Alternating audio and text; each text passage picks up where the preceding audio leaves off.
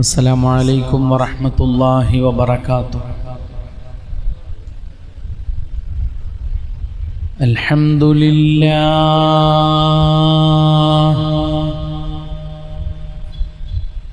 الذي يكور الليل على النهار ويكور النهار على الليل وسخر الشمس والقمر صلى الله وسلم على سيدنا محمد الذي سلم عليه الشجر والحجر وعلى آله وصحبه ذوي الشكر والذكر والفكر. أعوذ بالله من الشيطان الرجيم. بسم الله الرحمن الرحيم. والذين يؤتون ما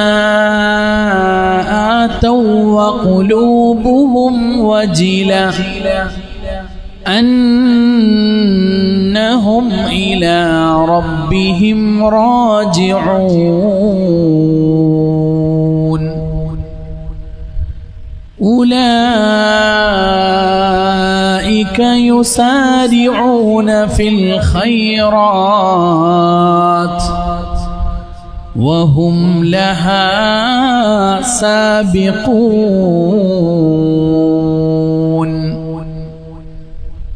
صدق الله العلي العظيم.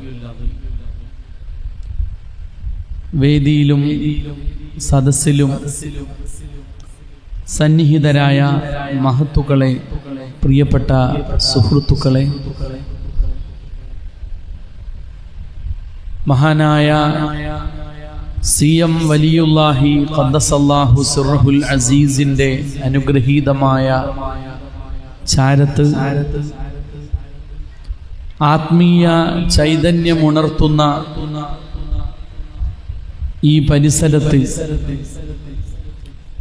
വളരെ ആത്മാർത്ഥതയോടെ, ആവേശത്തോടെ എത്തിച്ചേർന്നിട്ടുള്ള സഹോദരീ സഹോദരന്മാർ, സർവശക്തനായ അല്ലാഹു സുബ്ഹാനഹു വ തആല അവനേറെ ഇഷ്ടപ്പെടുന്ന സ്വാലിഹായ ഒരു അമലായി, നാളെ പരലോകത്തേക്കുള്ള ഒരു പാഥേയമായി നമ്മുടെ ഈ സംഗമത്തെ ഖബൂൽ ചെയ്യട്ടെ. മഹാന്മാരായ അസ്ഹാബുൽ ബദറിനെ ഓർത്തുകൊണ്ട് അവരുടെ പരിശുദ്ധമായ നാമങ്ങൾ ചൊല്ലി മജ്ലിസുൻ നൂറിൽ നാം പങ്കെടുത്തു. അല്ലാഹു എല്ലാം ഖബൂൽ ചെയ്ത് അനുഗ്രഹിക്കട്ടെ. പരിശുദ്ധ റമളാൻ വിട പറഞ്ഞ് ആത്മീയമായ ഒരു ഉന്മേഷത്തോടുകൂടെ ചിട്ടയാർന്ന പുതിയ ഒരു ജീവിതത്തിലേക്ക് കാൽവെപ്പുകൾ നടത്തിക്കൊണ്ടിരിക്കുന്ന ഈ ഒരു സന്ദർഭത്തിൽ ഇതുപോലെ ഒരു സദസ്സും ഒരു സംഗമവും നമ്മുടെ ഭാവിയിലേക്കുള്ള ഏറ്റവും നല്ല ഒരു ഊർജമാണ് എന്ന കാര്യത്തിൽ യാതൊരു സംശയവുമില്ല. ഈ ലോകത്ത് നമ്മുടെ സമൂഹത്തെ രണ്ട് രീതിയിൽ നമുക്ക് കാണുവാനായി സാധിക്കും. അതിലൊരു വിഭാഗം ആളുകൾ അവർക്ക് അല്ലാഹു സുബ്ഹാനഹു വ തആലയോട് ചെയ്യുന്ന ഇബാദത്തുകളും അമലുകളും ആരാധനാ കർമ്മങ്ങളും അനുഷ്ഠാനങ്ങളുമെല്ലാം എല്ലാ പ്രശ്നങ്ങൾക്കുമുള്ള പരിഹാരമാണ്, എല്ലാ വിപത്തുകളിൽ നിന്നുമുള്ള മോചനമാണ്, മനസ്സിനുണ്ടാകുന്ന ഏറ്റവും നല്ല ഒരു ശമനമാണ്, സാന്ത്വനമാണ്, സമാധാനമാണ്, സന്തോഷമാണ്. മഹാനായ CM വലിയുല്ലാഹി ഖദ്ദസല്ലാഹു സിർറഹുൽ അസീസ് അങ്ങനെ ആത്മീയതയെ ആനന്ദമാക്കിയ, ഇബാദത്തുകളെ ലഹരിയാക്കിയ ഒരു മഹാമനീഷിയായിരുന്നു എന്ന കാര്യം നമുക്കറിയാം. ഈ ഒരു വിഭാഗത്തിന്റെ നേതാവ് അഷ്റഫുൽ ഖൽഖായ നബിയുന മുഹമ്മദ് മുസ്തഫ സ്വല്ലല്ലാഹു അലൈഹി വസല്ലമ തങ്ങളാണ്. സ്വഹീഹ് തുർമുദി അടക്കമുള്ള ഹദീസിന്റെ ഗ്രന്ഥങ്ങളിൽ കാണാം, കാനൻ നബിയ്യു സ്വല്ലല്ലാഹു അലൈഹി വസല്ലം ഇദാ ഹസബഹു അംറുൻ ഫസിയ ഇലസ്സലാ.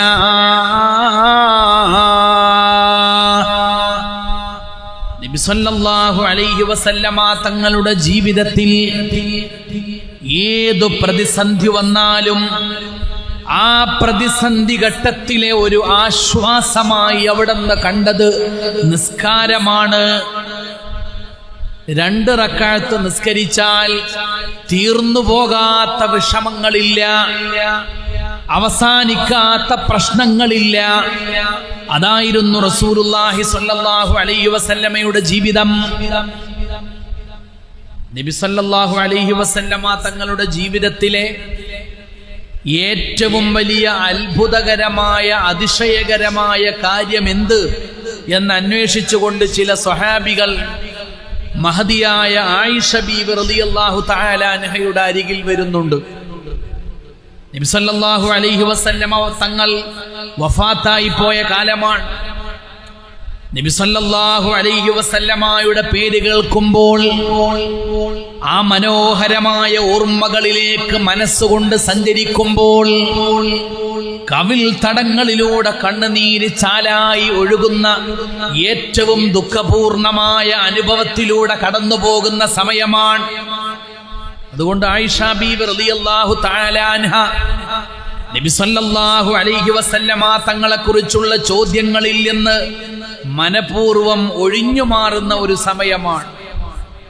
കാരണം ഓർത്താൽ കണ്ണുനീര് വരും, വിഷമങ്ങൾ അലതല്ലി ആർത്തു വരും, സംസാരിക്കാൻ കഴിയാതെ വരും. ആളുകൾ വന്ന് ചോദിച്ചപ്പോൾ ആയിഷ ബീബി റളിയല്ലാഹു അൻഹ ഒഴിഞ്ഞു മാറി. നബി സല്ലല്ലാഹു അലൈഹി വസല്ലമയുടെ ജീവിതത്തിലെ ഏത് കാര്യമാണ് അത്ഭുതപ്പെടുത്താത്തത്? എത്ര പ്രാർത്ഥനകളാണ് സ്വീകരിക്കപ്പെട്ടത്? ഏതെല്ലാം യുദ്ധങ്ങളാണ് മനോഹരമായി ജയിച്ചത്? എന്തെല്ലാം പ്രശ്നങ്ങളാണ് പരിഹരിച്ചത്? എല്ലാം അത്ഭുതങ്ങളാണ്. അവിടുത്തെ നടത്തം അത്ഭുതമാണ്, അവിടുത്തെ ഇരുത്തം അത്ഭുതമാണ്, അവിടുത്തെ മൗനം അത്ഭുതമാണ്, സംസാരം അത്ഭുതമാണ്, സർവസ്വവും അത്ഭുതമാണ്. സ്വഹാബത്ത് പറഞ്ഞു, അത് ഞങ്ങൾക്കും അറിയാം. ഈ അത്ഭുതങ്ങളുടെ കലവറയിൽ നിന്ന്, അതിശയങ്ങളുടെ ആവനാഴിയിൽ നിന്ന് ഏറ്റവും വലിയ അത്ഭുതമേതാണ്? അതാണ് ഞങ്ങൾക്കറിയേണ്ടത്. ആയിഷ ബീബി റളിയല്ലാഹു അൻഹ പറഞ്ഞു, പാതിരാ സമയങ്ങളിൽ അല്ലാഹുവിന്റെ മുന്നിൽ കൈകെട്ടി നിൽക്കുന്ന ഒരു നിൽപ്പുണ്ട്, നിസ്കാരത്തിലേക്കുള്ള ഒരു വരവുണ്ട്. എത്ര ദീർഘമാണ് ആ നൃത്തങ്ങൾ! സുദീർഘമായ റുകൂഉകൾ, സുദീർഘമായ സുജൂദുകൾ, നീണ്ടു പോകുന്ന ദുആയുടെ മണിക്കൂറുകൾ.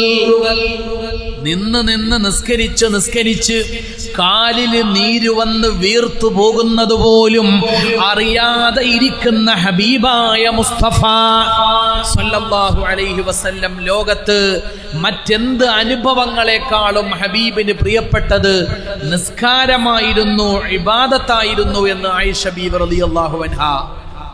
ആരാധനകളെ ഇതുപോലെ ആസ്വദിക്കുന്ന ഒരു വിഭാഗം ആളുകൾ ഈ ലോകത്തുണ്ട്. അള്ളാഹു നമുക്കും ആ ഭാഗ്യം നൽകട്ടെ. വേറെ ചില ആളുകളുടെ ജീവിതത്തിൽ ഏറ്റവും വലിയ പ്രശ്നം എന്ന് പറയുന്നത് നിസ്കാരമാണ്. ഏറ്റവും വലിയ പ്രതിസന്ധി എന്ന് പറയുന്നത് റമളാനിലെ നോമ്പാണ്, അള്ളാഹുവിനോട് ചെയ്യേണ്ട ഇബാദത്തുകളാണ്. കിസ് ഖദർ തും പേ ഗിറാ സുബഹി കി ബേദാരി ഹേ. സുബഹിയുടെ സമയത്ത് എഴുന്നേൽക്കുക എന്ന് ഓർക്കുമ്പോൾ തന്നെ മനസ്സിലെവിടെയോ ഒരു വല്ലാത്ത ഭാരം. എങ്ങനെ എഴുന്നേൽക്കാനാണ്? ഇതുപോലെ തണുപ്പുള്ള, മഴയുള്ള, സ്വച്ഛമായ, മനോഹരമായ അന്തരീക്ഷത്തിൽ മൂടിപ്പുതച്ച് ഉറങ്ങുന്നതല്ലേ സുഖപ്രദം. ഹംസ കബ് പ്യാർ ഹേ ഹാ നീന്ദു തുമേ പ്യാരി ഹേ. അല്ലാഹുവിനോടവിടെ സ്നേഹം. ഉറങ്ങാനാണ് ഇഷ്ടം, വിശ്രമിക്കാനാണ് മോഹം. ത്വബഅയാസാദ് പേ ഖൈദ റമസാൻ ബാരി ഹേ. തോന്നിയതുപോലെ ജീവിക്കണം, സ്വാതന്ത്ര്യം ആസ്വദിക്കണം എന്നുള്ള ആഗ്രഹം വരുമ്പോ റമളാന് പോലും ഭാരമാണ്. റമളാന് കഴിഞ്ഞു, ശവ്വാല് വന്നു എന്ന് പറയുമ്പോൾ ആശ്വാസമാണ്. കഴിഞ്ഞല്ലോ, ഒഴിഞ്ഞു പോയല്ലോ എന്നുള്ള സന്തോഷം. അള്ളാഹു നമ്മെ കാത്തുരക്ഷിക്കട്ടെ. പരിശുദ്ധ ഖുർആൻ ഈ രണ്ട് വിഭാഗങ്ങളെയും നമുക്ക് പരിചയപ്പെടുത്തി. ഒന്ന്, വസ്തഈനു ബിസ്സബ്രി വസ്സലാ. നോമ്പിലൂടെ, നിസ്കാരത്തിലൂടെ ഹൃദയത്തിന് കരുത്താർജിക്കുന്ന ആളുകളാണ്. എല്ലാ പ്രശ്നങ്ങൾക്കും പരിഹാരം കാണുന്നവരാണ്. രണ്ടാമത്തത്, വ ഇന്നഹാ ലകബീറത്തുൻ ഇല്ലാ അലൽ ഖാശിഈൻ. ഖുശൂഇല്ലാതെ പോകുന്ന ആളുകൾ, അല്ലാഹുവിനെ അറിയാതെ പോയ ഹതഭാഗ്യന്മാർ, പടച്ചവനെ പേടിയില്ലാത്ത ആളുകൾ, അവർക്കിത് ഏറ്റവും വലിയ ഭാരമാണ്, ഏറ്റവും വലിയ വിഷമമാണ്. അത് കപടവിശ്വാസത്തിന്റെ, ഈമാൻ നഷ്ടപ്പെട്ടു പോകുന്നതിന്റെ ലക്ഷണമായിട്ടാണ് പരിശുദ്ധ ഖുർആൻ നമ്മെ ഭീഷണിയോടുകൂടെ അറിയിച്ചിട്ടുള്ളത്. അള്ളാഹു കാത്തുരക്ഷിക്കട്ടെ. മഹാന്മാര് പറയും, അൽ മുഅ്മിനു ഫിൽ മസ്ജിദി കസ്സമകി ഫിൽ മാഇ.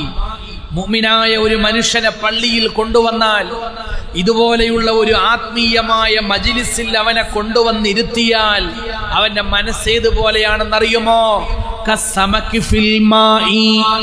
വെള്ളത്തിൽ കഴിയുന്ന ഒരു മത്സ്യത്തിന്റെ മനസ്സാണ്. മത്സ്യം എന്ന് പറയുമ്പോൾ അതിന്റെ ജീവൻ തന്നെ, ജീവിതം തന്നെ വെള്ളമാണ്. ഒരു ബക്കറ്റ് വെള്ളം കിട്ടിയാൽ ആശ്വാസം. ആ ബക്കറ്റിൽ നിന്ന് ചാടി ഒരു കുളത്തിലെത്തിയാൽ കൂടുതൽ ആശ്വാസമായി. കുളം വിട്ട് കായലിലേക്ക് വരുമ്പോ ആശ്വാസത്തിന്റെ തോത് വീണ്ടും വർദ്ധിക്കുകയായി. കടലിലെത്തിയാലോ പിന്നെ പറയേണ്ട കാര്യമില്ല, എന്തെന്നില്ലാത്ത ആഹ്ലാദമാണ്. മത്സ്യത്തിന്റെ ജീവനും ജീവിതവും വെള്ളമാണ്. അതുപോലെയാണ് മുഅ്മിനീങ്ങളായ ഈമാനുള്ള മനുഷ്യന്മാർ.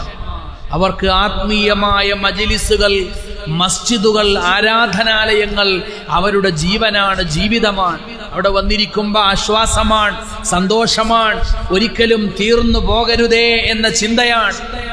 അതേസമയം വൽ മുനാഫിഖു ഫിൽ മസ്ജിദി.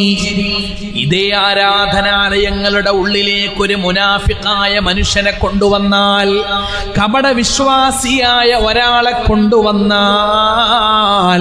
അവന്റെ മനസ്സ് കത്വൈരി ഫിൽ ഖഫസി. കൂട്ടിലടക്കപ്പെട്ട ഒരു കിളിയെ പോലെയാണ്. കൂട്ടിലടക്കപ്പെട്ട ഒരു കിളി ലഭ്യമാകുന്ന ആദ്യത്തെ അവസരത്തിൽ തന്നെ അന്തരീക്ഷത്തിലേക്ക് പാറിപ്പറന്ന് പോകാനാണ് ആഗ്രഹിക്കുക. ഒരിക്കലും കൂടിന്റെ ഉള്ളിൽ കഴിയാൻ ആഗ്രഹിക്കുന്നില്ല. അത് ഗോൾഡൻ കേജ് ആണെങ്കിലും, എത്ര സ്വർണത്തിന്റെ കൂടാണെങ്കിലും കൂടതിന് ഇഷ്ടമുള്ള കാര്യമില്ല, കൂട് വിട്ടു പോകണം.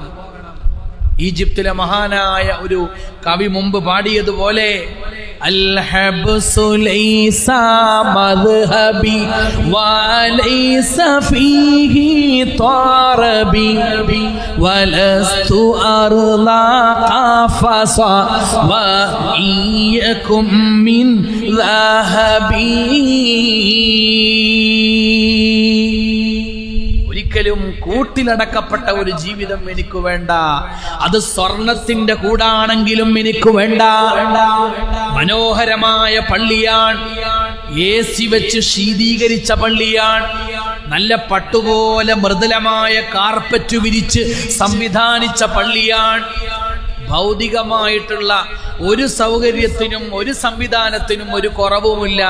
എന്നാലും പള്ളിയിൽ ഇരിക്കുമ്പോൾ ഒരു പൊറുതികേടാണ്, ഒരു അസ്വസ്ഥതയാണ്, വല്ലാത്തൊരു വിഷമമാണ്.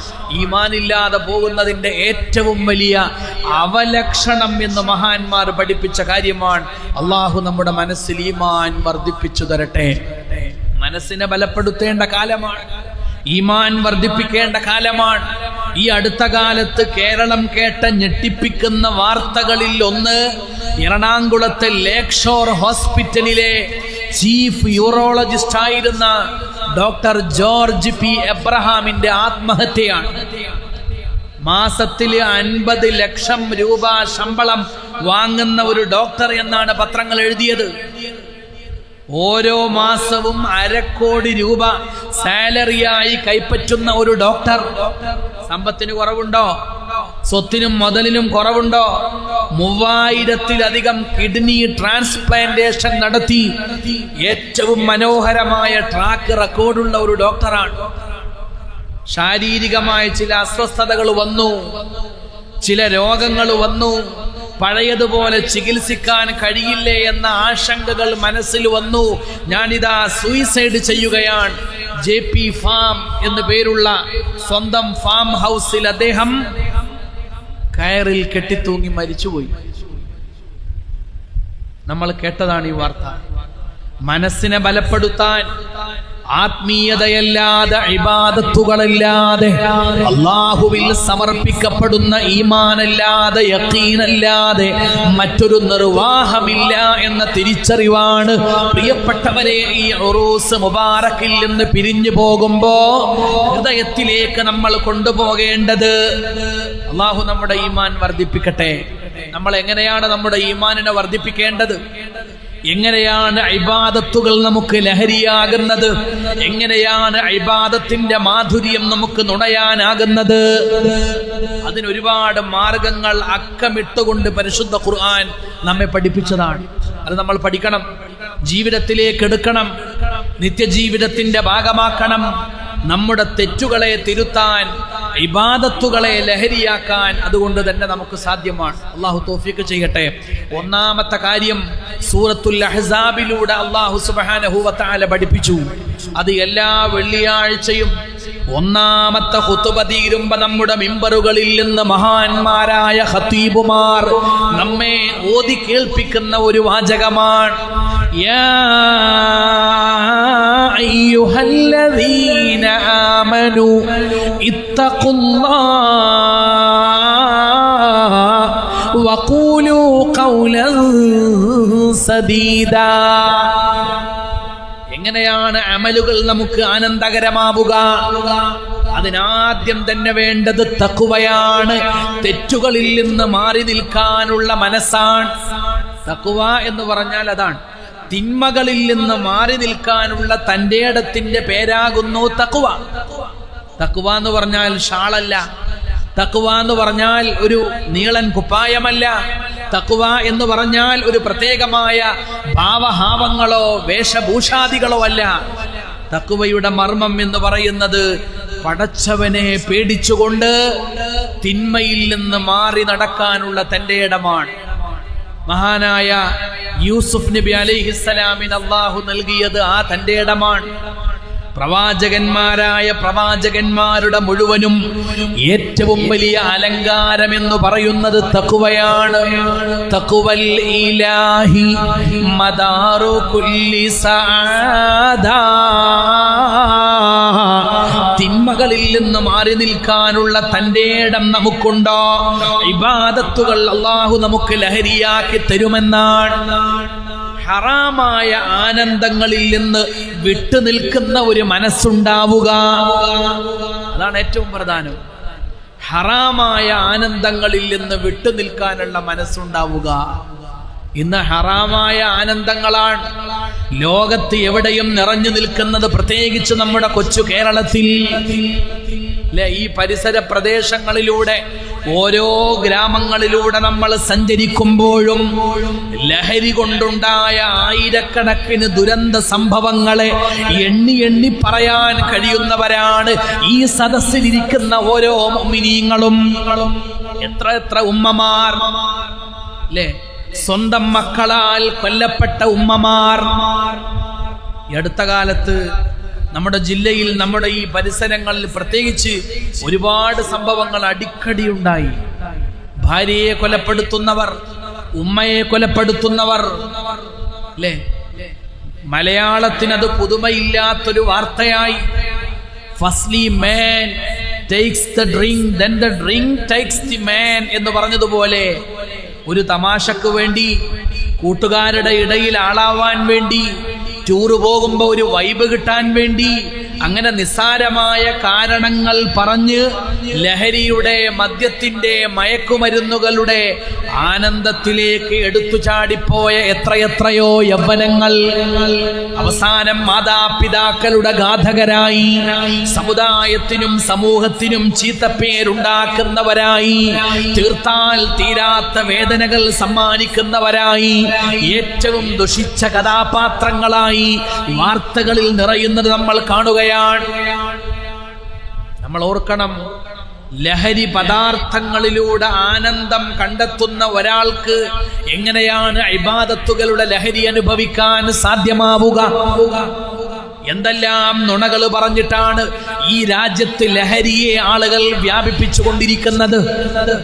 സർക്കാരിന്റെ വക ഒരു ഭാഗത്തു നുണകൾ.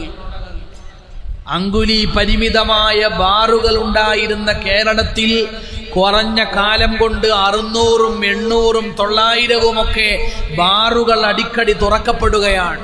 ബാറ് തുറക്കുന്ന ആളുകൾ പറയുന്ന കാരണം എന്താ? ആളുകൾക്ക് മദ്യം ആവശ്യമാണ്. മദ്യം കഴിക്കാൻ ലഭ്യമാകുന്നില്ലെങ്കിൽ അവർ മയക്കുമരുന്നിന്റെ അടിമകളായി പോകും. എന്താ ബേജാറ് നാട്ടുകാരുടെ കാര്യത്തിൽ? നാട്ടുകാര് മയക്കുമരുന്നിന്റെ അടിമകളായി മാറാതിരിക്കാനുള്ള മരുന്നെന്താ? അവരിഷ്ടം പോലെ കള്ളു കുടിപ്പിക്കുക. ഒന്നാം തരം തന്ത്രമല്ലേ അത്? ലഹരി പദാർത്ഥങ്ങൾ ഉപയോഗിക്കാതിരിക്കാൻ മദ്യത്തിന്റെ അളവ് വർദ്ധിപ്പിച്ചാൽ മതി എന്ന കണ്ടുപിടുത്തം കേരളം ലോകത്തിന് നൽകിയ വലിയൊരു കണ്ടുപിടുത്തമാണ്. വേറെ വലിയ ശാസ്ത്രീയ കണ്ടുപിടുത്തങ്ങളൊന്നും നടത്താൻ നമുക്ക് പറ്റിയിട്ടില്ല. നമ്മുടെ സർക്കാരുകൾ നമ്മളോട് പറഞ്ഞ വർത്തമാനമാണ്. ഇപ്പൊ എന്തുണ്ടായത്? മദ്യവും മയക്കുമരുന്നുകളും ഒരുപോലെ വ്യാപിച്ചു. ലോകം ചുറ്റിക്കണ്ടവരെന്ന് അവകാശപ്പെടുന്ന, അഭ്യസ്ത വിദ്യരാണെന്ന് സ്വയം നടിക്കുന്ന ചില ആളുകൾ വന്നുകൊണ്ട് പറഞ്ഞു, പാശ്ചാത്യ രാജ്യങ്ങളിലൊക്കെ ആളുകൾ മദ്യപിക്കുന്നുണ്ട്, അതുകൊണ്ട് അവർക്ക് കുഴപ്പമൊന്നും ഉണ്ടാകുന്നില്ല, നിയന്ത്രിതമായ അളവിലുള്ള മദ്യപാനമാവാം. കേരളത്തിൽ വലിയൊരു ചാനൽ നടത്തുന്ന വിദ്വാൻ, ലക്ഷക്കണക്കിന് യുവാക്കൾ ഫോളോവേഴ്സ് ആയിട്ടുള്ള ഒരു വിദ്വാൻ തന്റെ ചാനലിലൂടെ ലോകത്തോട് പറഞ്ഞ വർത്തമാനമാണ്. പാശ്ചാത്യ ലോകത്തൊക്കെ സായിപ്പന്മാര് കള്ളു കുടിക്കുന്നുണ്ട്, അത് നിയന്ത്രിതമായ അളവിലാണ്, അതുകൊണ്ട് കുഴപ്പമൊന്നുമില്ല. സോഷ്യൽ ഡ്രിങ്കിങ്ങിന് കുഴപ്പമില്ല, അമിതമായ അളവിൽ മദ്യപിക്കുന്നത് മാത്രമേ കുഴപ്പമുള്ളൂ. എന്താ നിങ്ങളുടെ അഭിപ്രായം? ഇസ്ലാമിൽ അങ്ങനെ ഒരു വകുപ്പുണ്ടോ? നിയന്ത്രിതമായ ഹറാം, അനിയന്ത്രിതമായ ഹറാം. കള്ള് കുറച്ച് കഴിച്ചാൽ അല്ലെങ്കിൽ ഇടവേളകൾ ഇട്ട് കഴിച്ചാൽ കുഴപ്പമില്ല, അനിയന്ത്രിതമായി മാറുമ്പോഴാണ് കുഴപ്പം. മോഷണം, 1 or 2 വീട്ടിൽ കയറി കൊള്ളയടിച്ചു കുഴപ്പമില്ല, നാടാകെ നടന്ന് പരക്കെ എല്ലാ വീട്ടിലും കയറി കട്ടാലേ കുഴപ്പമുള്ളൂ. അങ്ങനെയാണോ നമ്മൾ പഠിച്ചത്? അല്ല. അടക്ക കട്ടാലും ആന കട്ടാലും കള്ളൻ കള്ളൻ തന്നെയാണ്, അല്ലേ? ഹറാമുകൾ അതിന് നിയന്ത്രിതമായ അളവോ അനിയന്ത്രിതമായ അളവോ ഇല്ല. കൂടിയാലും കുറഞ്ഞാലും ഹറാമ് ഹറാമു തന്നെ. ആ സത്യത്തെയാണ് ഇവർ ഈ തമസ്കരിക്കുന്നത്. പരിശുദ്ധ ഖുർആൻ ലോകത്തോട് പറഞ്ഞതല്ലയോ സത്യം? ഫജ്തനിബൂഹു ലഅല്ലകും തുഫ്ലിഹൂൻ. മദ്യത്തെ കുറിച്ചുള്ള മയക്കുമരുന്നുകളെ സംബന്ധിക്കുന്ന ഇസ്ലാമിന്റെ നയം എന്താണ്? ബുദ്ധിയുള്ള മനുഷ്യൻ എടുക്കേണ്ട നിലപാടെന്താണ്? ഫജ്തനിബൂഹു, പരിപൂർണമായും അതിൽ നിന്ന് മാറി നിൽക്കുക. ലഅല്ലകും തുഫ്ലിഹൂൻ, വിജയിക്കാൻ അതേ മാർഗമുള്ളൂ, വേറൊരു മാർഗമല്ല. യമനിൽ നിന്നൊരു സ്വഹാബി വന്നു, ഹബീബായ നബി സല്ലല്ലാഹു അലൈഹി വസല്ലമയുടെ അരികിൽ നിന്നു. എന്നിട്ട് ചോദിക്കുന്നുണ്ട്, യാ റസൂലല്ലാഹ്, തങ്ങളുടെ നാടാകുന്ന യമനിൽ 2 തരത്തിലുള്ള പാനീയങ്ങൾ സുലഭമാണ്. ഒന്ന് കാരക്കയിൽ നിന്ന് വാറ്റിയെടുക്കുന്നതാണ്, മറ്റൊന്ന് ഗോതമ്പിൽ നിന്ന് വാറ്റിയെടുക്കുന്നത്. അതിന്റെ പ്രത്യേകമായ പേരുകളും റസൂലുള്ളാഹി സ്വല്ലല്ലാഹു അലൈഹി വസല്ലമയോട് ആ മനുഷ്യൻ പങ്കുവച്ചു. എന്നിട്ട് ചോദിച്ചു, ഇത് കഴിക്കുന്നത് കൊണ്ട് കുഴപ്പമുണ്ടോ? നബി സല്ലല്ലാഹു അലൈഹി വസല്ലമ തങ്ങൾ അന്വേഷിച്ചത് ഒരൊറ്റ കാര്യമാണ്. കാരക്കയിൽ നിന്ന് വാറ്റുന്നോ, മുന്തിരിയിൽ നിന്ന് വാറ്റുന്നോ, അരിയിൽ നിന്നോ ഗോതമ്പിൽ നിന്നോ വാറ്റിയെടുക്കുന്നു, അതൊന്നുമല്ല അറിയേണ്ടത്. അമുസ്കിറുൻ ഹിയ, നിങ്ങൾ ഈ പറഞ്ഞ പാനീയങ്ങൾ മനുഷ്യന്റെ ഉള്ളിൽ ലഹരി ഉണ്ടാക്കുന്നതാണോ, അവന്റെ ബുദ്ധിയെ മറച്ചു വെക്കുന്നതാണോ? ആ സ്വഹാബി പറഞ്ഞു, ബലാ യാ റസൂലല്ലാഹ്, ഈ പറഞ്ഞ 2ഉം ലഹരി പദാർത്ഥങ്ങൾ തന്നെയാണ്. ഉടനെ അവിടെ നിന്നൊരു പ്രഖ്യാപനമാണ്, കുല്ലു മുസ്കിരിൻ ഖംറുൻ വ കുല്ലു മുസ്കിരിൻ ഹറാം. ലഹരി ഉണ്ടാക്കുന്ന ഏതൊരു പദാർത്ഥവും പരിശുദ്ധ ഖുർആൻ നിരോധിച്ചിട്ടുള്ള കള്ളിന്റെ പരിധിയിൽ പെടുന്നതാണ്. ലഹരി ഉണ്ടാക്കുന്നതാണോ, അത് കള്ളിന്റെ അതേ വിധിയാണ്. അതിന്റെ പേരെന്താണ് അതൊന്നും ഇവിടെ നോക്കണ്ട. ചിലപ്പോ മെത്ത് എന്ന് പറയും, ചിലപ്പോ കല്ല് എന്ന് പറയും, ചിലപ്പോ ഉപ്പ് എന്ന് പറയും, ചിലപ്പോ ക്രിസ്റ്റൽ മെത്ത് എന്ന് പറയും. ഇപ്പൊ MDMA ക്കാണ് ദുനിയാവിൽ ഏറ്റവും പേരുള്ളത്, അല്ലേ? പേരുകളെ സംബന്ധിച്ച് നമ്മൾ ബിസ്മിയുടെ ചർച്ച നടത്തുന്ന തഫ്സീറിന്റെ കിതാബുകളിലൊക്കെ പഠിക്കുന്നുണ്ട്. ഒരു സാധനത്തിന് പേര് വല്ലാതെ കൂടുമ്പോൾ അതിന്റെ അർത്ഥം എന്താണ്?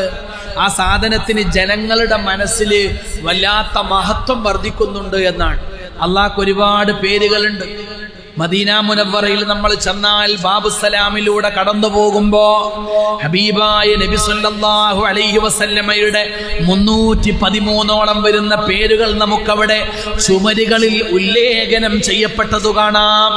ഖുർആനിന് ഒരുപാട് പേരുണ്ട്, സൂറത്തുൽ ഫാത്തിഹക്ക് ഒരുപാട് പേരുകളുണ്ട്, കഅബാലയത്തിന് ഒരുപാട് പേരുകളുണ്ട്. ഈ പേരുകൾ എന്തുകൊണ്ടാ? മനുഷ്യരുടെ ഹൃദയത്തിൽ അതിന് ഇത്രയും സ്ഥാനം ഉണ്ടായത് കൊണ്ടാ. വഅലം ബി അന്ന കസറത്തുൽ ആസാമി ദലാലത്തുൻ അന്നൽ മുസമ്മ സാമി. പേരുകൾ ഒരുപാടുണ്ടാകുന്നത് സാധനത്തിന്റെ മഹത്വത്തിന്റെ മേൽ അറിയിക്കുന്നു എന്നാണ് സാധാരണ പറയാ. കേരളത്തിൽ ഈ അടുത്ത കാലത്ത് ഏറ്റവും കൂടുതൽ പേരുകൾ കിട്ടിയ ഒരു സാധനം MDMA ആണ്. അതിനെന്തൊക്കെ പേരാന്നറിയും? നമ്മൾ സ്പീഡ് എന്ന് പറഞ്ഞാൽ എന്താ മനസ്സിലാക്കുക? ഒരുപാട് വേഗത്തിൽ അയാൾ സ്പീഡിലാണ് വരുന്നത് എന്ന് പറയുമ്പോൾ നമ്മൾ വിചാരിക്കും നല്ല വേഗത്തിൽ വരികയാണ്. പക്ഷേ പുതിയ കുട്ടികൾ, ആൽഫ ജെന്നിലെ കുട്ടികൾ, 2K കിഡ്സ് എന്ന് നമ്മൾ വിളിക്കുന്ന കുട്ടികൾ, ഓൻ സ്പീഡിലാണ് വരുന്നത് എന്ന് പറഞ്ഞാൽ അതിന്റെ അർത്ഥം എന്താ അറിയോ? MDMA അടിച്ചിട്ടാണ് വരുന്നത് എന്ന് അതിന്റെ അർത്ഥം. സ്പീഡ് എന്ന് പറഞ്ഞാൽ MDMA പേരാ. കല്ല്, ഉപ്പ്, പഞ്ചസാര, പൊടി എന്നൊക്കെ പറഞ്ഞാൽ നമ്മുടെ മനസ്സിൽ വരുന്നത് വേറെ കാര്യങ്ങളാണ്. പക്ഷെ ഇതൊക്കെ പുതിയ തലമുറയുടെ മുമ്പിൽ ഒറ്റ സാധനമാണ്. MDMA ഓമന പേരാണ് ഇതൊക്കെ. MDMA മുത്തറാദിഫാത്താണ് ഇതൊക്കെ.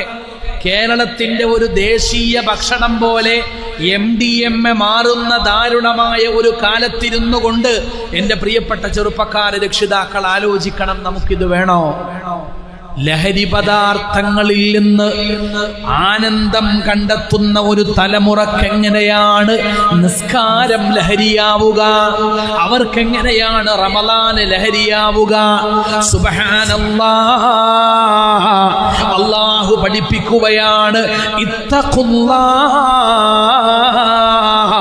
ഹറാമായ ആനന്ദങ്ങളിൽ നിന്ന് മാറി നിൽക്കണേ, എങ്കിലേ ഇബാദത്തുകൾ നിങ്ങൾക്ക് ലഹരിയാവുകയുള്ളൂ. മൊബൈൽ ഫോണാണ് ഇന്ന് നമ്മുടെ മനസ്സുകളെ മലിനമാക്കുന്ന മറ്റൊരു വിപത്ത്. ലഹരി പദാർത്ഥങ്ങളെ പറ്റി പറയുമ്പോൾ ചിലരെങ്കിലും വിചാരിക്കും ഇതൊന്നും എന്നെ ബാധിക്കുന്ന വിഷയമല്ല, ഞാനോ എൻ്റെ മക്കളോ ഇതിലൊന്നും ഭാഗവാക്കല്ല. എന്നാൽ മൊബൈൽ ഫോണിന്റെ കാര്യമോ? ആബാലവൃദ്ധം ജനങ്ങളെ സ്വാലിഹീങ്ങളെന്നോ ത്വാലിഹീങ്ങളെന്നോ വ്യത്യാസമില്ലാതെ നല്ലവരും ചീത്തവരും ഒരുപോലെ കൈകാര്യം ചെയ്യുന്ന വലിയൊരു വിപത്തായിട്ട് മൊബൈൽ ഫോണിന്റെ ദുരുപയോഗങ്ങൾ ഇന്ന് മാറിക്കൊണ്ടിരിക്കുകയാണ്. അള്ളാഹു കാത്തുരക്ഷിക്കട്ടെ. തിരുവനന്തപുരം RCCയിൽ ക്യാൻസർ ബാധിച്ച് ചികിത്സക്കെത്തുന്ന ആളുകൾ, ബ്രെയിൻ ട്യൂമർ ബാധിച്ച് ചികിത്സക്ക് വരുന്ന ആളുകൾ, അതിൽ വലിയൊരു വിഭാഗം 2 വയസ്സ് പോലും പ്രായമാവാത്ത പാല് മാത്രം കുടിക്കുന്ന ഓമന കുഞ്ഞുങ്ങളാണെന്ന് പറഞ്ഞാൽ അത് എത്രമാത്രം വേദനിപ്പിക്കുന്ന ഒരു വാർത്തയാണ്. ബ്രെയിൻ ട്യൂമറിന് ചികിത്സ തേടി തിരുവനന്തപുരം RCCയിൽ വരുന്ന രോഗികളിൽ ഒരു വലിയ വിഭാഗം 2 വയസ്സ് പോലും പിന്നിട്ടിട്ടില്ലാത്ത ശിശുക്കളാണ്. ആരാണ് അവർക്ക് ബ്രെയിൻ ട്യൂമർ കൊടുത്തത്? പൊടി കൊടുക്കുന്ന സമയത്ത് ഏറ്റവും നേർത്ത ആഹാര പദാർത്ഥങ്ങൾ ജീവിതത്തിൽ ആദ്യമായി കൊടുക്കുന്ന നേരത്ത് പഴയകാലത്തൊക്കെ നമ്മുടെ ഉമ്മമാർ അമ്പിളിമാമനെ കാണിച്ചു തന്നിട്ടാണ് ഭക്ഷണം തന്നത്. മനോഹരമായ പാട്ടുകൾ പാടിത്തന്നുകൊണ്ടാണ് ഭക്ഷണം കഴിപ്പിച്ചത്. ഏറ്റവും മനോഹരമായ കഥകൾ പറഞ്ഞുകൊണ്ടാണ് നമ്മെ രസിപ്പിച്ചത്. ഇന്നത്തെ ഉമ്മമാർക്ക് കഥ പറയാൻ സമയമില്ല, പാട്ടുപാടാനും റിസ്ക് എടുക്കാനും സമയമില്ല, അമ്പിളിമാമനെ കാണാൻ അവർക്ക് നേരമില്ല. എന്താ ചെയ്യുന്നത്? മൊബൈൽ ഫോൺ മുന്നിൽ നാട്ടിവെച്ച് കൊടുക്കുകയാണ്.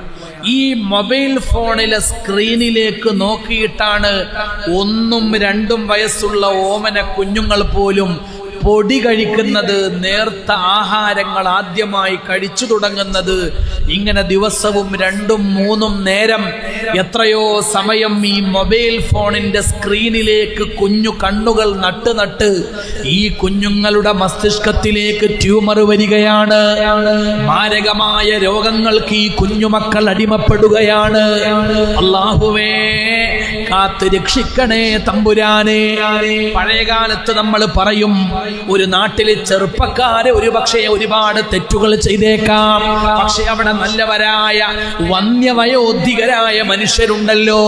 കണ്ണിലെപ്പോഴും പരിശുദ്ധ ഖുർആനിന്റെ മന്ത്രങ്ങളുള്ളവർ, കയ്യിൽ നിന്ന് തസ്ബീഹ് മാല എടുത്തു വെക്കാത്ത ആളുകൾ, ചുണ്ടിലെപ്പോഴും ദിക്റിന്റെ നനവുള്ള ആളുകൾ, ഹൃദയത്തിലെപ്പോഴും അല്ലാഹ് എന്ന ഓർമ്മയോടുകൂടെ നടക്കുന്ന ആളുകൾ, നിസ്കാര കുപ്പായത്തിന്റെ വെണ്മയുള്ള ഉമ്മമാർ, അതുപോലെ നിഷ്കളങ്കരായ കുഞ്ഞു കുഞ്ഞു ബാല്യങ്ങൾ.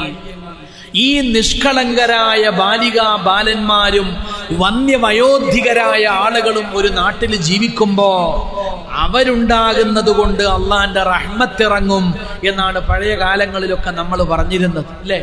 ലൗലാ ശുയൂഖുൻ ലിൽ ഇലാഹി റുക്കഉ വസിബിയതും മിനൽ യതാമാ റുല്ലഉ കദാ ബഹായിമു ഫിൽ ഫലാത്തി റുത്തഉ സുബ്ബ അലൈകുമുൽ അദാബുൽ ഔജഉ. ഇന്ന് നിങ്ങളൊന്ന് ആലോചിച്ച് നോക്ക്, എവിടെ പോയി നിഷ്കളങ്കരായ ബാലികാ ബാലന്മാർ? 7 വയസ്സുള്ള കുട്ടി ബാത്റൂമിൽ കയറി തൂങ്ങി മരിച്ചു. എന്തിന്? മൊബൈൽ ഫോൺ കിട്ടിയില്ല. 10 വയസ്സായ കുട്ടി ഉമ്മയുടെ തട്ടത്തിന്റെ തലപ്പ് തന്റെ റൂമിന്റെ ജനലിന്റെ അഴികളിൽ കെട്ടിവെച്ച് തൂങ്ങി മരിച്ചുപോയി. മൊബൈൽ ഫോൺ കിട്ടാത്തതാ കുഴപ്പം. 12 വയസ്സുള്ളൊരു കുട്ടി ഹോസ്റ്റലിൽ നിന്ന് വന്നപ്പോ ഫ്രീ ഫയർ ഗെയിം കളിക്കാൻ ഉമ്മയോട് മൊബൈൽ ഫോൺ ചോദിച്ചപ്പോ വാത്സല്യനിധിയായ ഉമ്മ പറഞ്ഞു, ഫോണല്ലാത്ത എന്തും ചോദിച്ചോ, ഭക്ഷണം വേണോ, എന്തു വേണമെങ്കിലും പറഞ്ഞോ, ഉണ്ടാക്കിത്തരാം. ടൂറ് പോകണോ, എവിടെ പോകണമെന്ന് പറഞ്ഞോ, ഞാൻ കൊണ്ടുപോകാം, പക്ഷെ മൊബൈൽ ഫോൺ തരൂല. മകൻ കാത്തിരുന്നു. ഉമ്മ ഉറങ്ങി എന്ന് ഉറപ്പ് വന്നപ്പോ ഉമ്മയുടെ കഴുത്തിലേക്കാണ് അടുക്കളയിൽ നിന്നുള്ള കറിക്കത്ത് കൊണ്ട് കുത്തിയിറക്കിയത്. 7 വയസ്സുള്ള 10 വയസ്സുള്ള കുട്ടികള് തൂങ്ങി മരിക്കുന്ന ഒരു നാട്. 10ഉം 12ഉം വയസ്സുള്ള കുട്ടികള് സ്വന്തം ഉമ്മമാരുടെ കഴുത്തിലേക്ക് കത്തി കുത്തിയിറക്കുന്ന നാട്. എവിടെ പോയി നിഷ്കളങ്കമായ നമ്മുടെ ബാല്യങ്ങൾ? സുബ്ഹാനല്ലാഹ്. SSLC ബാച്ചിന്റെ റീയൂണിയൻ എന്ന് പറഞ്ഞ്, +2 ബാച്ചിന്റെ റീയൂണിയൻ എന്ന് പറഞ്ഞുകൊണ്ട് കുറെ വൃദ്ധന്മാരും വൃദ്ധകളും സംഗമിക്കുന്നു, ഓർമ്മകൾ പങ്കുവെക്കുന്നു, പഴയ സ്നേഹങ്ങളൊക്കെ പൊടിതട്ടിയെടുക്കുന്നു. പോകുന്ന പോക്കിൽ വാട്സാപ്പ് നമ്പർ കൈമാറുന്നു, ഇൻസ്റ്റായുടെ ID കൈമാറുന്നു. കുറച്ച് കഴിയുമ്പോൾ നമ്മൾ കേൾക്കുന്നു 4ഉം 5ഉം മക്കളുള്ള, മരുമക്കളുള്ള, പേരക്കിടാങ്ങളുള്ള വീട്ടമ്മ ഒരു കിളവന്റെ കൂടെ ഒളിച്ചോടിപ്പോയി. എവിടെയാണ് വന്യവയോധികരായ മനുഷ്യന്മാർ? മൊബൈൽ ഫോണ് ചെറിയ കുട്ടികളെ മുതൽ വലിയ പ്രായം ചെന്ന ഉമ്മമാരെ ഉപ്പമാരെ വരെ വഴിതെറ്റിക്കുന്ന മാരകമായ ഒരു വിപത്തായി നമ്മുടെ രാജ്യത്ത് മാറിക്കൊണ്ടിരിക്കുകയല്ലേ? പിന്നെ ചെറുപ്പക്കാരെ കാര്യം പറയേണ്ട ആവശ്യമുണ്ടോ? പൊന്നാനിയിലെ മസ്താൻ KV അബൂബക്കറിന്റെ വളരെ പ്രശസ്തമായ ഒരു വരി ഈ സമയത്ത് നമ്മുടെ ഓർമ്മയിൽ വരും. അദ്ദേഹം അത് പറഞ്ഞത് വേറെ ഒരു കോണ്ടസ്റ്റിലാണെങ്കിലും മൊബൈൽ ഫോണിനെ കുറിച്ച് പറയാവുന്ന മനോഹരമായ ഒരു വരി തന്നെയാണത്. പവിഴ പുറ്റുകളെന്നു നിരീച്ചത് പാമ്പിൻ പുറ്റുകളാണേ, പനിനീർ ചോലകളെന്നു നിരീച്ചത് കണ്ണീർ ചാലുകളാണേ. പവിഴപ്പുറ്റുകളാണെന്ന് വിചാരിച്ചുകൊണ്ട് സ്വന്തമാക്കുന്ന മൊബൈൽ ഫോൺ വന്ന് നോക്കുമ്പോ പാമ്പിന്റെ പുറ്റുകളാ. അത് കുട്ടികളെ വഴിപിഴപ്പിക്കുന്നു, വൃദ്ധന്മാരെ വഴിപിഴപ്പിക്കുന്നു, ചെറുപ്പക്കാരെ വഴിപിഴപ്പിക്കുന്നു. അത്ഭുതമില്ല. ഇതിപ്പോ ചെറുപ്പക്കാരെന്താ പറയുന്നത്? My body my right. എന്റെ ശരീരം എന്റെ അവകാശമാണ്. എന്റെ ശരീരത്തിൽ ഞാൻ വേണമെങ്കിൽ ഇവിടെ ടാറ്റു അടിക്കും, പച്ചകുത്തും, ചിലപ്പോ ബാക്കിൽ ടാറ്റു അടിക്കും, കഴുത്തിലാകാം, മുഖത്താവാം, കയ്യിലാവാം, കാലിലാകാം, സ്വകാര്യ ഭാഗങ്ങളിലാവാം, പരസ്യ ഭാഗങ്ങളിലാവാം. എനിക്ക് തോന്നിയോടത്ത് ഞാൻ പച്ചകുത്തും. അപ്പൊ ഉസ്താദിന്റെ വഅള് ലഅനല്ലാഹുൽ വാഷിമ വൽ മുസ്തൗഷിമ. ടാറ്റു അടിക്കാൻ പാടുള്ളതല്ല, പച്ച കുത്തുന്നത് ഹറാമാണ്. പച്ച കുത്തുന്ന ആളുകൾ, അതിനുവേണ്ടി സ്ഥാപനങ്ങൾ തുടങ്ങുന്നവർ, അതിനുവേണ്ടി കാശ് മുടക്കുന്നവർ, അതിനുവേണ്ടി ഒത്താശ ചെയ്യുന്നവർ എല്ലാവരെയും അല്ലാഹു തആല ശപിച്ചിരിക്കുന്നു. ശപിച്ചോട്ടെ എന്നാണ് ചെറുപ്പക്കാർ പറയുന്നത്. ഞങ്ങൾക്ക് ആ ശാപം വിഷയമല്ല. My body my right. എന്റെ ശരീരം എന്റെ അവകാശമാണ്. ചെറുപ്പക്കാർ പറയും മൈ ലൈഫ് മൈ റൂൾസ്. എന്റെ ജീവിതം എന്ന് പറയുന്നത് എന്റെ നിയമങ്ങളാണ്. ഞാൻ എന്തു പറയണമെന്ന് നിങ്ങൾ തീരുമാനിക്കണ്ട.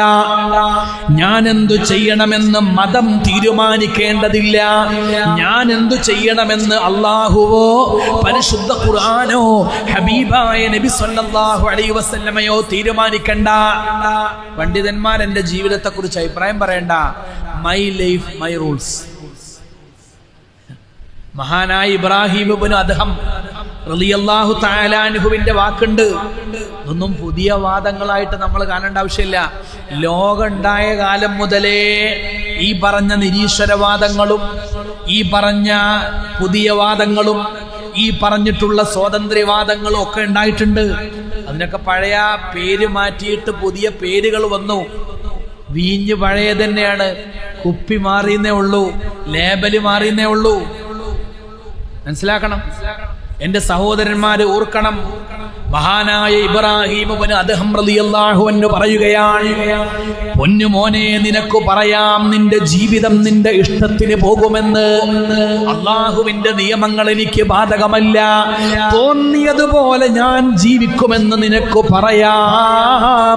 5 കാര്യങ്ങൾ പറയാനുള്ള ഗഡ്സ് നിനക്കുണ്ടെങ്കിൽ, ഒന്നാമത്തെ കാര്യം, നീ ജീവിക്കുന്നത് നീ തന്നെ സൃഷ്ടിച്ച ഒരു ഭൂമിയിലാണെങ്കിൽ യു ആർ ഫ്രീ. നീ ജീവിക്കുന്നത് നീ തന്നെ സൃഷ്ടിച്ചുണ്ടാക്കിയ ഒരു ഭൂമിയിലാണ്, വേറെ ആരും പടച്ച ഭൂമിയിലല്ല. നീ തന്നെ ഒരു ഭൂമി ഉണ്ടാക്കി, അവിടെ ശ്വസിക്കാനുള്ള വായു നീ തന്നെ സംവിധാനിച്ചു, കുടിക്കാനുള്ള വെള്ളം നീ തന്നെ സംവിധാനിച്ചു, കഴിക്കാനുള്ള അന്നവും നീ തന്നെയാണ് ഒരുക്കി വെച്ചത്.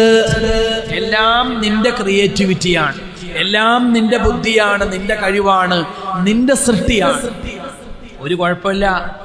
നിന്റെ ഭൂമി, നിന്റെ വായു, നിന്റെ വെള്ളം, നിന്റെ അന്നം, എല്ലാ അനുഗ്രഹങ്ങളും നിന്റേത് തന്നെയാണ്. പിന്നെ നിനക്ക് തോന്നിയതുപോലെ ജീവിക്കാം. അതേസമയം നീ ജീവിക്കുന്നത് അള്ളാഹുവിന്റെ ഭൂമിയിലാണോ? നീ ശ്വസിക്കുന്നത് അള്ളാഹു തന്ന വായുവാണോ? നീ കുടിക്കുന്നത് അള്ളാഹു സംവിധാനിച്ച വെള്ളമാണോ? നീ കഴിക്കുന്നത് അള്ളാഹു ഒരുക്കിയ അന്നമാണോ? നീ അനുഭവിക്കുന്നത് അള്ളാന്റെ അനുഗ്രഹങ്ങളാണോ? അവിടെ നീ മൈ ലൈഫ് മൈ റൂൾസ് എന്ന് പറയാൻ പാടില്ല. നിന്റെ ജീവിതം നിന്റെ ഇഷ്ടത്തിനല്ല. ആരാണോ ഈ ഭൂമിയെ സംവിധാനിച്ചത്, ആരാണോ വായു പടച്ചത്, ആരാണോ വെള്ളവും അന്നവും സംവിധാനിച്ചത്, ആരുടേതാണോ ഈ കാണുന്ന അനുഗ്രഹങ്ങളെല്ലാം, അനുഗ്രഹദാതാവായ അല്ലാഹുവിനെയാണ് നീ അനുസരിക്കേണ്ടത്. അതാണ് ഇന്ന സ്വലാത്തി വനുസുകി വമഹ്യായ വമമാതി ലില്ലാഹി റബ്ബിൽ ആലമീൻ. അതാണ് ബുദ്ധിയുള്ള മനുഷ്യന്മാര് പറയേണ്ടത്. അല്ലാഹുവേ, ഞാൻ ജീവിക്കുന്നത് നിന്റെ ഭൂമിയിലാണ്, ഞാൻ ശ്വസിക്കുന്നത് നിന്റെ വായുവാണ്, ഞാൻ കുടിക്കുന്നത് നിന്റെ വെള്ളമാണ്, ഞാൻ കഴിക്കുന്നത് നിന്റെ അന്നമാണ്, ഞാൻ അനുഭവിക്കുന്നത് അത്രയും നിന്റെ അനുഗ്രഹങ്ങളാണ്. എന്നാ പിന്നെ ഇന്ന സ്വലാത്തി, എന്റെ നിസ്കാരങ്ങൾ, എന്റെ ആരാധനകൾ, എന്റെ ജീവിതവും എന്റെ മരണവും ലില്ലാഹി റബ്ബിൽ ആലമീൻ, ലോകരക്ഷിതാവായ അല്ലാഹുവേ നിനക്ക് വേണ്ടി സമർപ്പിതമാണ്. അള്ളാഹു മരണം വരെ നിസ്കാരം നിലനിർത്താൻ നമുക്ക് തൗഫീഖ് ചെയ്യട്ടെ. ഈമാൻ അല്ലാഹു തആല നമുക്ക് ഉറപ്പിച്ചു തരട്ടെ. ഇബ്രാഹിം ഇബ്നു അദ്ഹം റളിയല്ലാഹു അൻഹു പറയുകയാണ്, മോനെ, നിനക്ക് തോന്നിയതുപോലെ അള്ളാഹുവിന്റെ ഭൂമിയിൽ തന്നെ ജീവിക്കാം. എപ്പോഴെന്നറിയോ?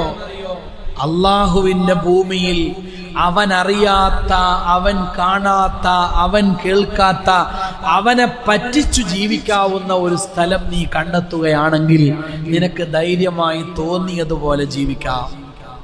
എങ്ങനെ? അള്ളാന്റെ ഭൂമിയിലാണ് ജീവിക്കുന്നത്, ഒക്കെ അള്ളാന്റെതാണ്. പക്ഷേ അള്ളാഹു അറിയാത്ത, അള്ളാഹു കാണാത്ത, അള്ളാഹു കേൾക്കാത്ത, പടച്ചവനെ പറ്റിച്ച് ജീവിക്കാൻ പറ്റുന്നൊരു സ്ഥലം ഉണ്ടെങ്കിൽ പോയിക്കോ, തോന്നിയതുപോലെ ജീവിച്ചോ. അങ്ങനെ ഒരു സ്ഥലം ദുനിയാവിലുണ്ടോ? സുനിത വില്യംസ് 9 മാസക്കാലമാണ് ബഹിരാകാശത്ത് പോയി താമസിച്ചത്. അള്ളാഹുവിന് കണ്ടെത്താൻ കഴിയാത്ത സ്ഥലമാണോ ബഹിരാകാശം? ആണോ? അള്ളാഹുവിന്റെ ആലമിനെ കുറിച്ച് നമ്മൾ ആലോചിച്ചാൽ, പടച്ച തമ്പുരാന്റെ സൃഷ്ടി വൈഭവങ്ങളെ ഒന്നൊന്ന് വിലയിരുത്താൻ ശ്രമിച്ചാൽ, സുബ്ഹാനല്ലാഹ്, ബഹിരാകാശമൊക്കെ എത്ര നിസ്സാരമാണ്.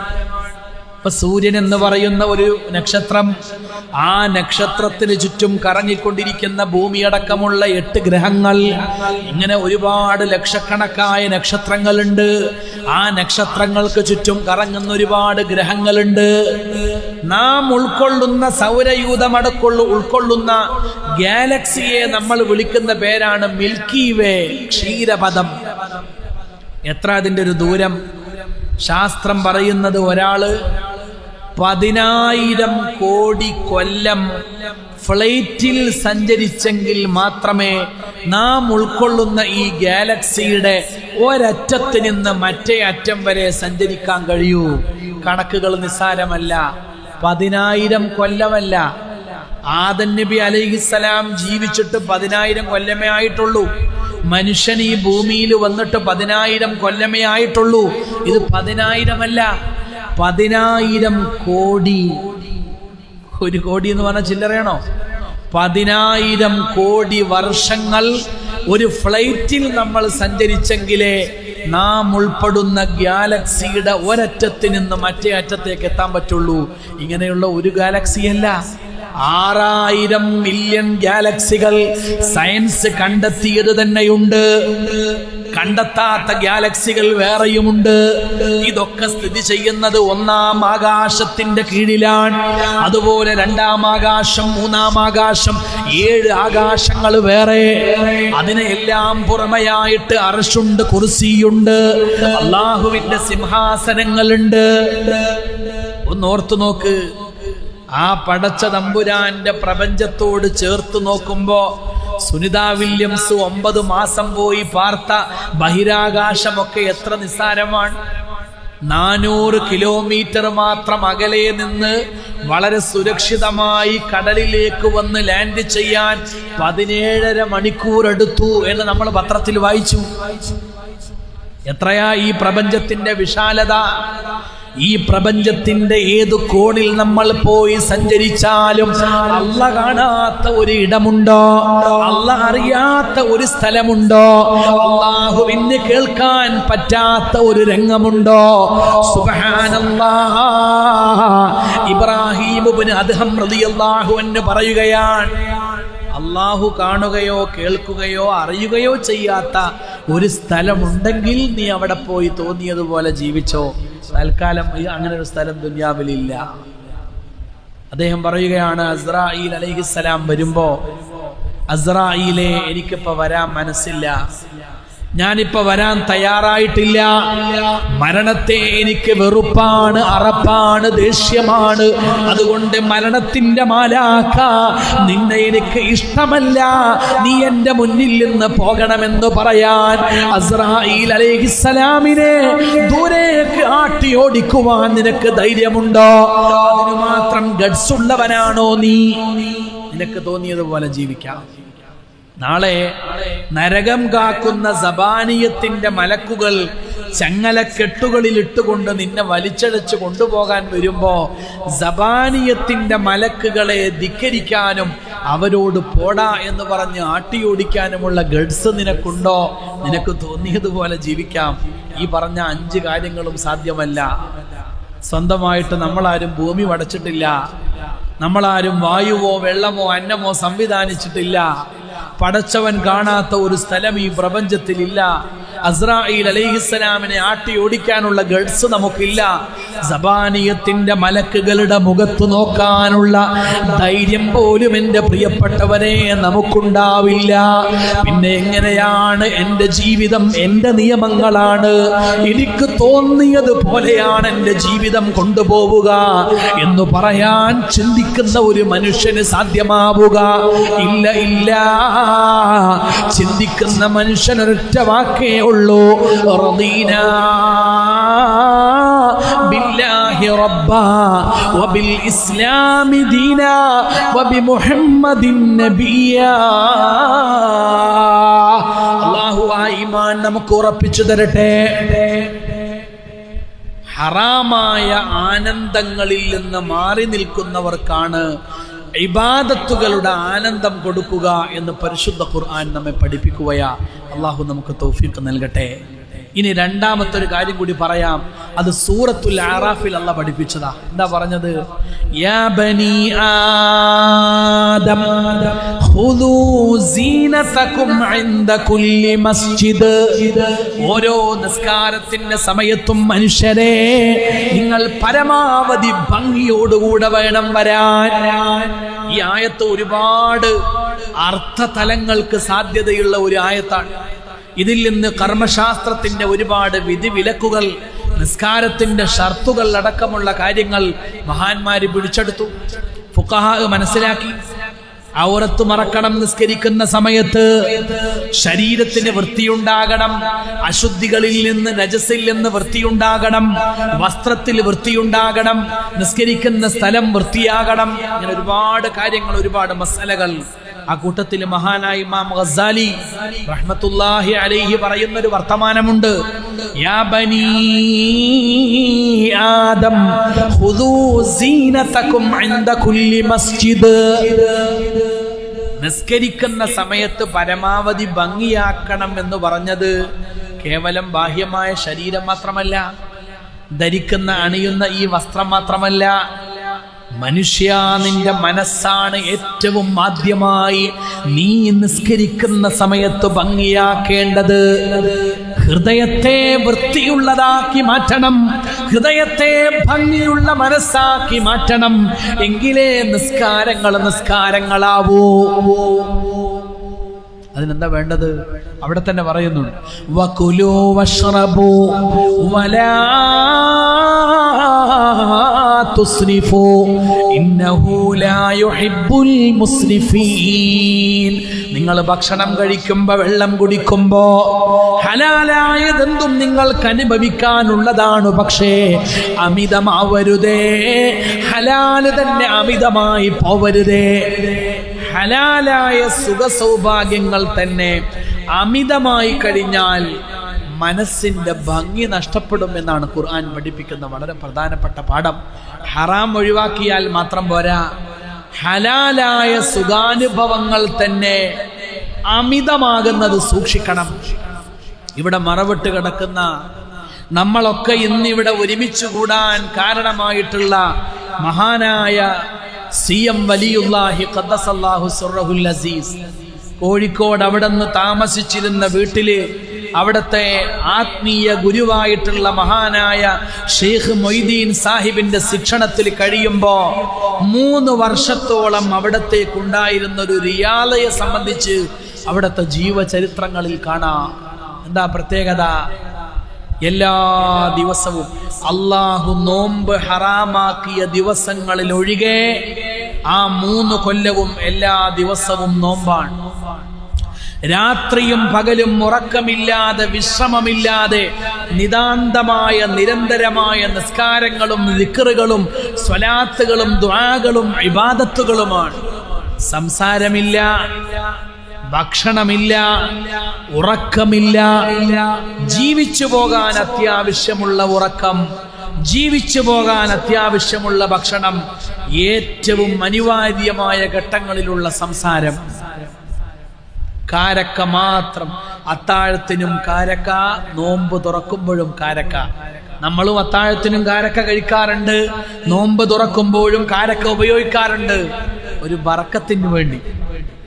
ഇഫ്താറിന് 100 കണക്കായ വിഭവങ്ങൾ വെക്കുമ്പോ അതിന്റെ കൂട്ടത്തിലൊരു ചിരപരിചിതമായ ഐറ്റം പോലെയാണ് നമ്മൾ കാരക്ക വെക്കാറുള്ളത്. ഒരു സുന്നത്തിന്, ഒരു ബറക്കത്തിന് വേണ്ടി. ഇതങ്ങനെയല്ല, ആകെയുള്ളത് കാരക്കയാണ്. കാരക്ക കൊണ്ടാണ് നോമ്പ് തുറക്കുക, കാരക്ക കൊണ്ടാണ് അത്താഴം കഴിക്കുക.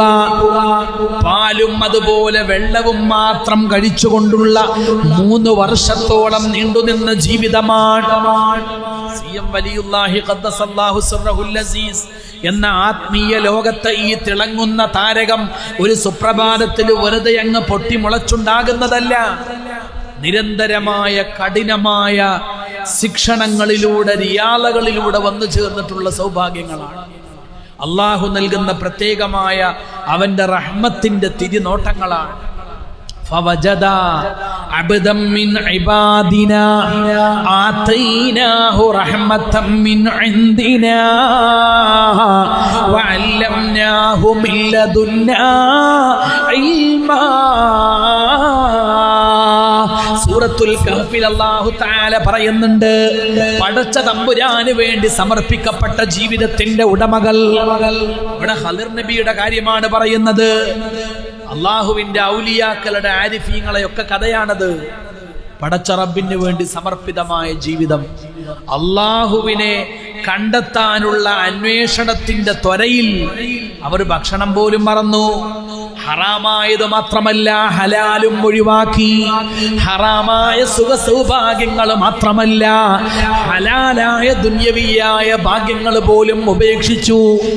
ഇന്ത്യയിൽ, ദുനിയാവിൽ തന്നെ ഏറ്റവും കൂടുതൽ ഔലിയാക്കന്മാര് ജീവിക്കുന്ന ഒരു നാടാണ് ഇന്ത്യ.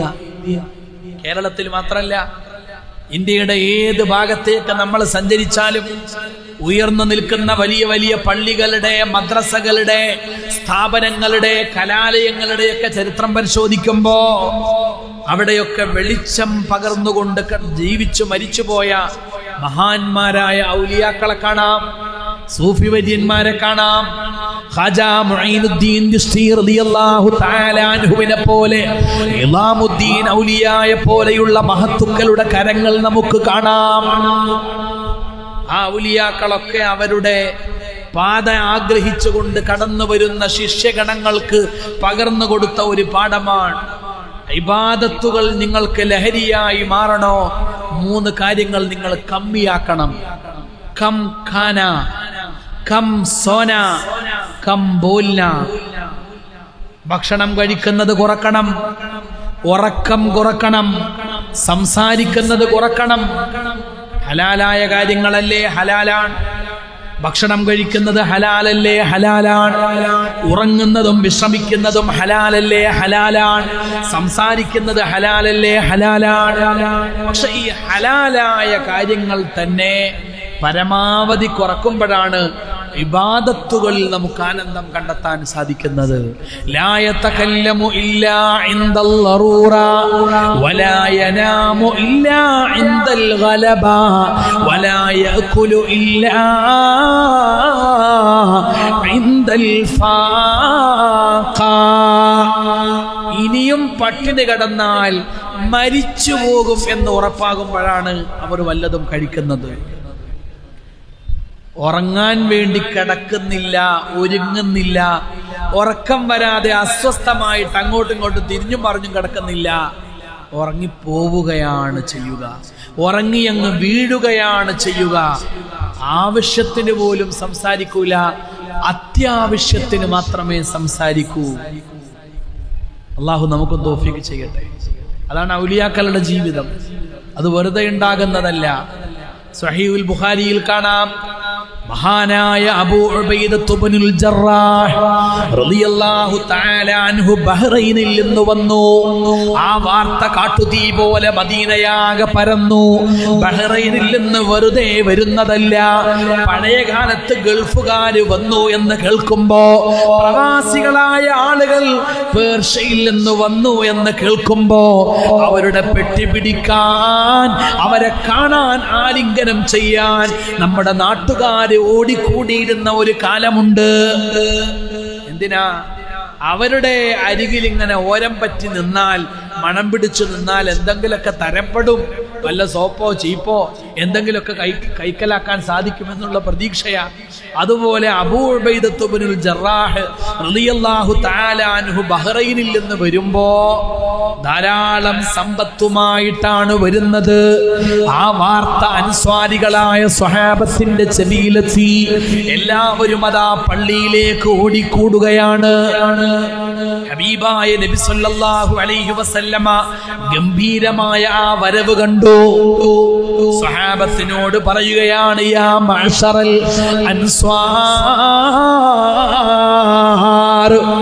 അൻസ്വാരികളെ, നിങ്ങൾ എന്തിനാണ് വന്നതെന്ന് എനിക്കറിയാം. അബൂ ഉബൈദ റളിയല്ലാഹു അൻഹുവിന്റെ വരവറിഞ്ഞ് അദ്ദേഹം വന്നാൽ ഇവിടെ ഒരുപാട് ദിർഹമും ദീനാറും സ്വാഭാവികമായിട്ടും കുന്നുകൂടിയിട്ടുണ്ടാകുമെന്ന പ്രതീക്ഷ കൊണ്ട് ഞാൻ വാരിക്കോരി തരും എന്ന് പ്രതീക്ഷിച്ചു വന്നതാണല്ലോ, അതെനിക്കറിയാം. ഒരു കാര്യം ഞാൻ നിങ്ങളോടായി, ഇവിടെ വരാൻ പോകുന്ന എൻ്റെ ഉമ്മത്തിനോടായി പറയുകയാണ്. അത് നമ്മളൊക്കെ വല്ലാതെ ഇന്നത്തെ കാലത്ത് പ്രത്യേകിച്ച് കേൾക്കേണ്ട കാര്യമാണ്. നമ്മൾ ഓരോ ദിവസവും ആലോചിക്കുന്ന കാര്യം എന്താണ്? ഇന്നെന്താണ് ഒരു ആഘോഷം? പെരുന്നാൾ വന്നാൽ ആഘോഷം, ഒരാൾ മരിച്ചാൽ ആഘോഷം, ഒരാൾ ജനിച്ചാൽ ആഘോഷം, ജനിച്ചാൾക്ക് ഒരു വർഷം തികഞ്ഞാൽ ആഘോഷം, കല്യാണം കഴിഞ്ഞാൽ ആഘോഷം, പിന്നെ അതിൻ്റെ ആനിവേഴ്സറിക്ക് ആഘോഷം. ഓരോ കാരണങ്ങൾ പറഞ്ഞ് നമ്മൾ ആഘോഷങ്ങൾ ഉണ്ടായിക്കൊണ്ടിരിക്കുക. കാരണം എന്താ? കയ്യിൽ ചിക്കിളുണ്ട്, വേറെ കാരണമൊന്നും അതിനില്ല, വേറെ കാരണമൊന്നും അതിനില്ല. ആഘോഷങ്ങൾ വർദ്ധിക്കാനുള്ള കാരണം എന്താ? കയ്യിൽ അല്ലാഹു തആല കാശ് തന്നു, വേറെ ഒരു കാരണവും അതിന്റെ പിന്നിലില്ല. എന്ന് നമ്മുടെ കയ്യിലുള്ള ഈ കാശ് തീർന്നു പോകുന്നുവോ, എന്ന് ഇതെല്ലാം ചോർന്നു പോകുന്നുവോ, പടച്ച തമ്പുരാൻ നൽകുന്ന നിഅമത്തുകൾ അവൻ എടുത്തു കളയാൻ തീരുമാനിക്കുന്നുവോ, അന്ന് അവസാനിക്കും നമ്മുടെ ആഘോഷങ്ങൾ. അല്ലാഹു തആല കാത്തു രക്ഷിക്കട്ടെ. ഒരാഘോഷവും ഇല്ലെങ്കിൽ ഒന്നുമില്ലാതെ ഇരിക്കുന്നതിന്റെ ആഘോഷം. എന്തെങ്കിലും വോളിബോൾ സംഘടിപ്പിക്കുക, അല്ലെങ്കിൽ വേറെന്തെങ്കിലും ഫുട്ബോൾ മേള നടത്തുക, എന്നിട്ട് അതിന്റെ പേരിൽ രാവും പകലില്ലാതെ എല്ലാ ഹറാമുകളും മനോഹരമായിട്ട് കൊണ്ടാടുക. ഇതൊക്കെയാണ് ഇപ്പൊ നമ്മുടെ നാടിന്റെ അവസ്ഥ. അല്ലാഹു തആല കാത്തു രക്ഷിക്കട്ടെ. നമ്മൾ അറിയണം, ഹലാലായ ഭാഗ്യങ്ങൾ അമിതമായി അനുഭവിക്കുന്നത് ഇബാദത്തുകളിൽ നിന്ന് മനുഷ്യരുടെ മനസ്സിനെ അകറ്റുമെന്നാണ് ഹബീബായ നബി സല്ലല്ലാഹു അലൈഹി വസല്ലമ സ്വഹാബത്തിനോട് പറയുകയാണ്. ഫവല്ലാഹി മൽ ഫഖറ അഖ്ശാ അലൈക്കും, ദാരിദ്ര്യമല്ല നിങ്ങളുടെ മേൽ ഞാൻ ഭയപ്പെടുന്നത്. 947 നമുക്ക് സ്വാതന്ത്ര്യമുണ്ടായി. അതിനു മുമ്പ് ഇവിടെ ഒരുപാട് രൂക്ഷമായ പോരാട്ടങ്ങൾ, ത്യാഗത്തിന്റെ ഒരുപാട് തീജ്വാലകളിലൂടെ നമ്മൾക്ക് കടന്നു പോകേണ്ടി വന്നു.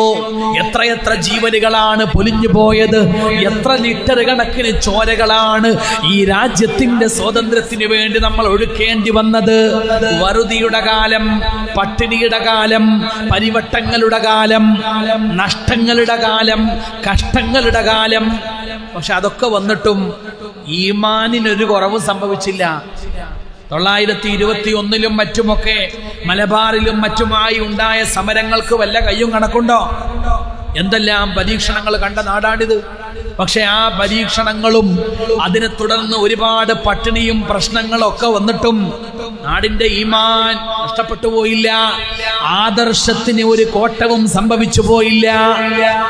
റസൂലുള്ളാഹി സ്വല്ലല്ലാഹു അലൈഹി വസല്ലം പറയുകയാണ്, മൽ ഫഖറ അഖ്ശാ അലൈക്കും, ഞാൻ എൻ്റെ ഉമ്മത്തെ നിങ്ങളുടെ കാര്യത്തിൽ ഭയപ്പെടുന്നത് പട്ടിണിയല്ല. സ്വാതന്ത്ര്യ സമരമുണ്ടായി, പട്ടിണിയുണ്ടായി, പ്രശ്നങ്ങളുണ്ടായി, ഇതൊന്നും വിചാരിച്ച് നിങ്ങളുടെ ഈമാൻ പോകുന്നുള്ള പേടി എനിക്കില്ല. പിന്നെ ഞാൻ എന്താ ഭയപ്പെടുന്നത്? വലാകിന്നനി അഖ്ശാ അൻ തുബ്സത അലൈക്കുമുദ്ദുനിയാ കമാ ബുസിതത് അലാ മൻ കാന ഖബലകും. നിങ്ങളുടെ മുൻഗാമികൾക്കെന്ന പോലെ ഭൗതികമായ സുഖാഡംബരങ്ങൾ, ഭൗതികമായ സുഖ സൗകര്യങ്ങൾ, സാമ്പത്തികമായ സ്രോതസ്സുകൾ വല്ലാതെ നിങ്ങളുടെ കയ്യിൽ വരുന്നതാണ്. ഫതനാഫസൂഹ കമാ തനാഫസൂഹ. ആ ഭൗതികമായ സുഖങ്ങൾക്ക് വേണ്ടിയുള്ള മത്സരങ്ങൾ നിങ്ങളെ അസ്വസ്ഥരാക്കും. അപ്പൊ നമ്മുടെയൊക്കെ അസ്വസ്ഥത എന്താ? എല്ലാവരും മഖ്ബറയിൽ വരുന്നു, മഖാമിൽ വരുന്നു, ദുആ ചെയ്യുന്നു, പല അസ്വസ്ഥതകളും നമ്മൾ പങ്കുവെക്കുന്നു. മിക്ക ആളുകൾക്കുമുള്ള അസ്വസ്ഥത എന്താ? വീടില്ലേ? വീടുണ്ട് ഉസ്താദേ, പിന്നെന്താ? എൻ്റെ അയൽപ്പക്കത്തുള്ളവന് എന്നേക്കാൾ വലിയ വീടാ ഉള്ളത്, പിന്നെ എങ്ങനെ എൻ്റെ മനസ്സിന് സമാധാനം ഉണ്ടാവും? നിങ്ങൾക്ക് വണ്ടിയില്ലേ? മനോഹരമായ വാഹനമുണ്ട്, പിന്നെന്താ സങ്കടം? എൻ്റെ കൂടെ പഠിച്ചവന് എന്നേക്കാൾ കൂടിയ വാഹനമാണ്, പിന്നെ എങ്ങനെ എനിക്ക് എൻ്റെ കാറിൽ സമാധാനത്തോടുകൂടെ സഞ്ചരിക്കാൻ പറ്റും? ഇല്ലായ്മയല്ല നമ്മുടെ വിഷയം. നമ്മുടെ തൊട്ടപ്പുറത്തിരിക്കുന്നവന് നമ്മേക്കാൾ അനുഗ്രഹങ്ങൾ കിട്ടിയല്ലോ എന്ന അസ്വസ്ഥതയാണ് മഹാഭൂരിപക്ഷം ആളുകളുടെയും ഇന്നത്തെ അസ്വസ്ഥത. ആലോചിച്ചു നോക്കൂ, നമ്മുടെ സങ്കടങ്ങളുടെ കാരണം എന്താണ്? നമ്മുടെ വേദനകളുടെ കാരണം എന്താണ്? ഇബാദത്തുകളിൽ നമുക്ക് ആനന്ദം കണ്ടെത്താൻ കഴിയാതെ പോകുന്നത് എന്തുകൊണ്ടാണ്? ഫതനാഫസൂഹാ കമാ തനാഫസൂഹാ. മുൻഗാമികൾ മത്സരിച്ചതുപോലെ നിങ്ങളും ദുനിയാവിന് വേണ്ടിയുള്ള മത്സരത്തിലേക്ക് എടുത്തറിയപ്പെടും. ഫതുഹ്ലികകും കമാ അഹ്ലകതുഹും. അവരെ ആ ദുനിയാവ് നശിപ്പിച്ചതുപോലെ നിങ്ങളെയും നശിപ്പിക്കുന്ന കാലം വരും. അതാണ് ഞാൻ ഭയപ്പെടുന്ന കാര്യമെന്ന് ഹബീബായ നബിയുനാ മുഹമ്മദ് മുസ്തഫ സല്ലല്ലാഹു അലൈഹി വസല്ലം. അല്ലാഹു നമ്മുടെ മനസ്സ് നന്നാക്കി തരട്ടെ. ആലോചിക്കണം, കല്യാണങ്ങൾ ശവ്വാൽ മാസമാണിത്, നിക്കാഹിന് ഏറ്റവും മുന്തിയ മാസമാണിത്, അല്ലേ? നിക്കാഹിന് ഏറ്റവും മുന്തിയ മാസമാണിത്. സ്വാഭാവികമായും നമ്മുടെ സമൂഹത്തിൽ, നമ്മുടെ നാടുകളിൽ ഏറ്റവും കൂടുതൽ കല്യാണങ്ങൾ, നിക്കാഹുകൾ, വിവാഹങ്ങൾ നടക്കുന്ന ഒരു മാസമാകുന്നു ശവ്വാൽ. അതുകൊണ്ട് ശവ്വാലിൽ നമ്മൾ പ്രത്യേകിച്ച് മനസ്സിലാക്കണം, ആഡംബരങ്ങൾ, ഒരാളോട് മത്സരിച്ചുകൊണ്ട് നമ്മൾ നടത്തുന്ന ആഡംബരങ്ങൾ, അത് അല്ലാഹു ഇഷ്ടപ്പെടുന്ന കാര്യമാണോ? ഹറാമായ കാര്യത്തിന് മുതൽ ചെലവാക്കുന്നത് എത്ര കുറഞ്ഞതാണെങ്കിലും അത് ആഡംബരമാണ്. ഒരാൾ വന്നിട്ട് പറഞ്ഞു, കഴിഞ്ഞ കൊല്ലം ഒരു കുപ്പി മദ്യത്തിന് 1000 റുപ്യായിരുന്നു, ഇന്നും 1000 റുപ്യായിരിക്കും എന്ന് വിചാരിച്ചു വന്നതാ. വന്നു നോക്കുമ്പോൾ 100 റുപ്യ കൂടിയിട്ടുണ്ട്. ഒരു 100 റുപ്യ തരൂ, ഒരു കുപ്പി വാങ്ങാനാണ്. നമ്മൾ 100 റുപ്യല്ലേ എന്ന് വിചാരിച്ചു കൊടുത്തത് 100 റുപ്യാണെങ്കിലും അത് ആഡംബരമാണ്, അമിതവ്യയമാണ്, ഇസ്രാഫാണ്, തെറ്റാണ്. കാരണം ഹറാമായ ഒരു കാര്യത്തിന് നമ്മൾ ചെലവഴിക്കുന്നത് എത്ര ചെറുതാണെങ്കിലും അള്ളാഹു അതിനെ അനാവശ്യമായിട്ടാണ്, ഇസ്രാഫായിട്ടാണ് കാണുക. ലോട്ടറി ടിക്കറ്റ് എടുക്കുന്ന ആളുകൾ ഉണ്ടാവും, 50 റുപ്യക്ക് 100 റുപ്യക്ക് വളരെ നിസ്സാരമായ പൈസയല്ലേ എന്ന് വിചാരിക്കരുത്. ഹറാമായ ഒരു കാര്യമാകുമ്പോ അതിൽ ചെലവഴിക്കുന്ന ചെറിയ തുക പോലും ഇസ്റാഫാണ്, തബ്ദീറാണ്. അത് മാത്രമല്ല, ഹലാലായ കാര്യങ്ങൾക്കും ഒരു പരിധി വിട്ടുകൊണ്ട് നമ്മൾ പൈസ ചെലവാക്കുമ്പോ അതും ഇസ്റാഫിന്റെ ഗണത്തിലാണ് പരിശുദ്ധ ഖുർആൻ എണ്ണിയത്. വലാ തുബദ്ദിർ തബ്ദീറാ, ഹറാമിലായിട്ട് നിങ്ങൾ പണം ചെലവഴിക്കല്ലേ എന്ന് ഒരിടത്ത് പറയുമ്പോ വലാ തുസ്രിഫു, ഹലാല് തന്നെ നിങ്ങൾ അമിതമായിട്ട് ചെലവഴിക്കല്ലേ. രണ്ടും അല്ലാഹുവിന് ഇഷ്ടമില്ലാത്ത കാര്യങ്ങളാണ്. അള്ളാഹു മാറി നടക്കാൻ നമുക്ക് തൗഫീഖ് നൽകട്ടെ. ഇസ്രാഫിൽ നിന്ന് മാറി നിൽക്കണം, ആഡംബരങ്ങളിൽ നിന്ന് മാറി നിൽക്കണം. പാവപ്പെട്ട മനുഷ്യരെ ഓർക്കണം, അവരുടെ നെടുവീർപ്പുകളെ പേടിക്കണം. നമ്മൾ ഒരാളോട് മത്സരിച്ച് അതിനേക്കാൾ വലിയ ആഡംബരങ്ങൾ എൻ്റെ പക്കൽ ഉണ്ടാകണമെന്ന് കാണിക്കുമ്പോ സ്വന്തം മകളുടെ വിവാഹം നടത്താൻ കഴിയാതെ കഷ്ടപ്പെടുന്ന പാവപ്പെട്ട മനുഷ്യരുടെ നെടുവീർപ്പുകളെ പേടിക്കണേ. ആർത്തസ്വരം കേട്ടൊരു കാതു കാതു, കാരുണ്യമാർന്നീടിന ദൃഷ്ടി ദൃഷ്ടി, സാന്തോക്തിയോദീടിന ജിഹ്വ ജിഹ്വ, സാധുക്കളെ താങ്ങീടിന ബാഹു ബാഹു. ഏതാഡംബരങ്ങളിൽ നമ്മൾ പങ്കെടുക്കുമ്പോഴും സാധുക്കളായ മനുഷ്യരുടെ കണ്ണുനീരിന് നമ്മൾ മറക്കാതിരിക്കണം. അല്ലാഹു തആല തൗഫീഖ് നൽകി അനുഗ്രഹിക്കട്ടെ.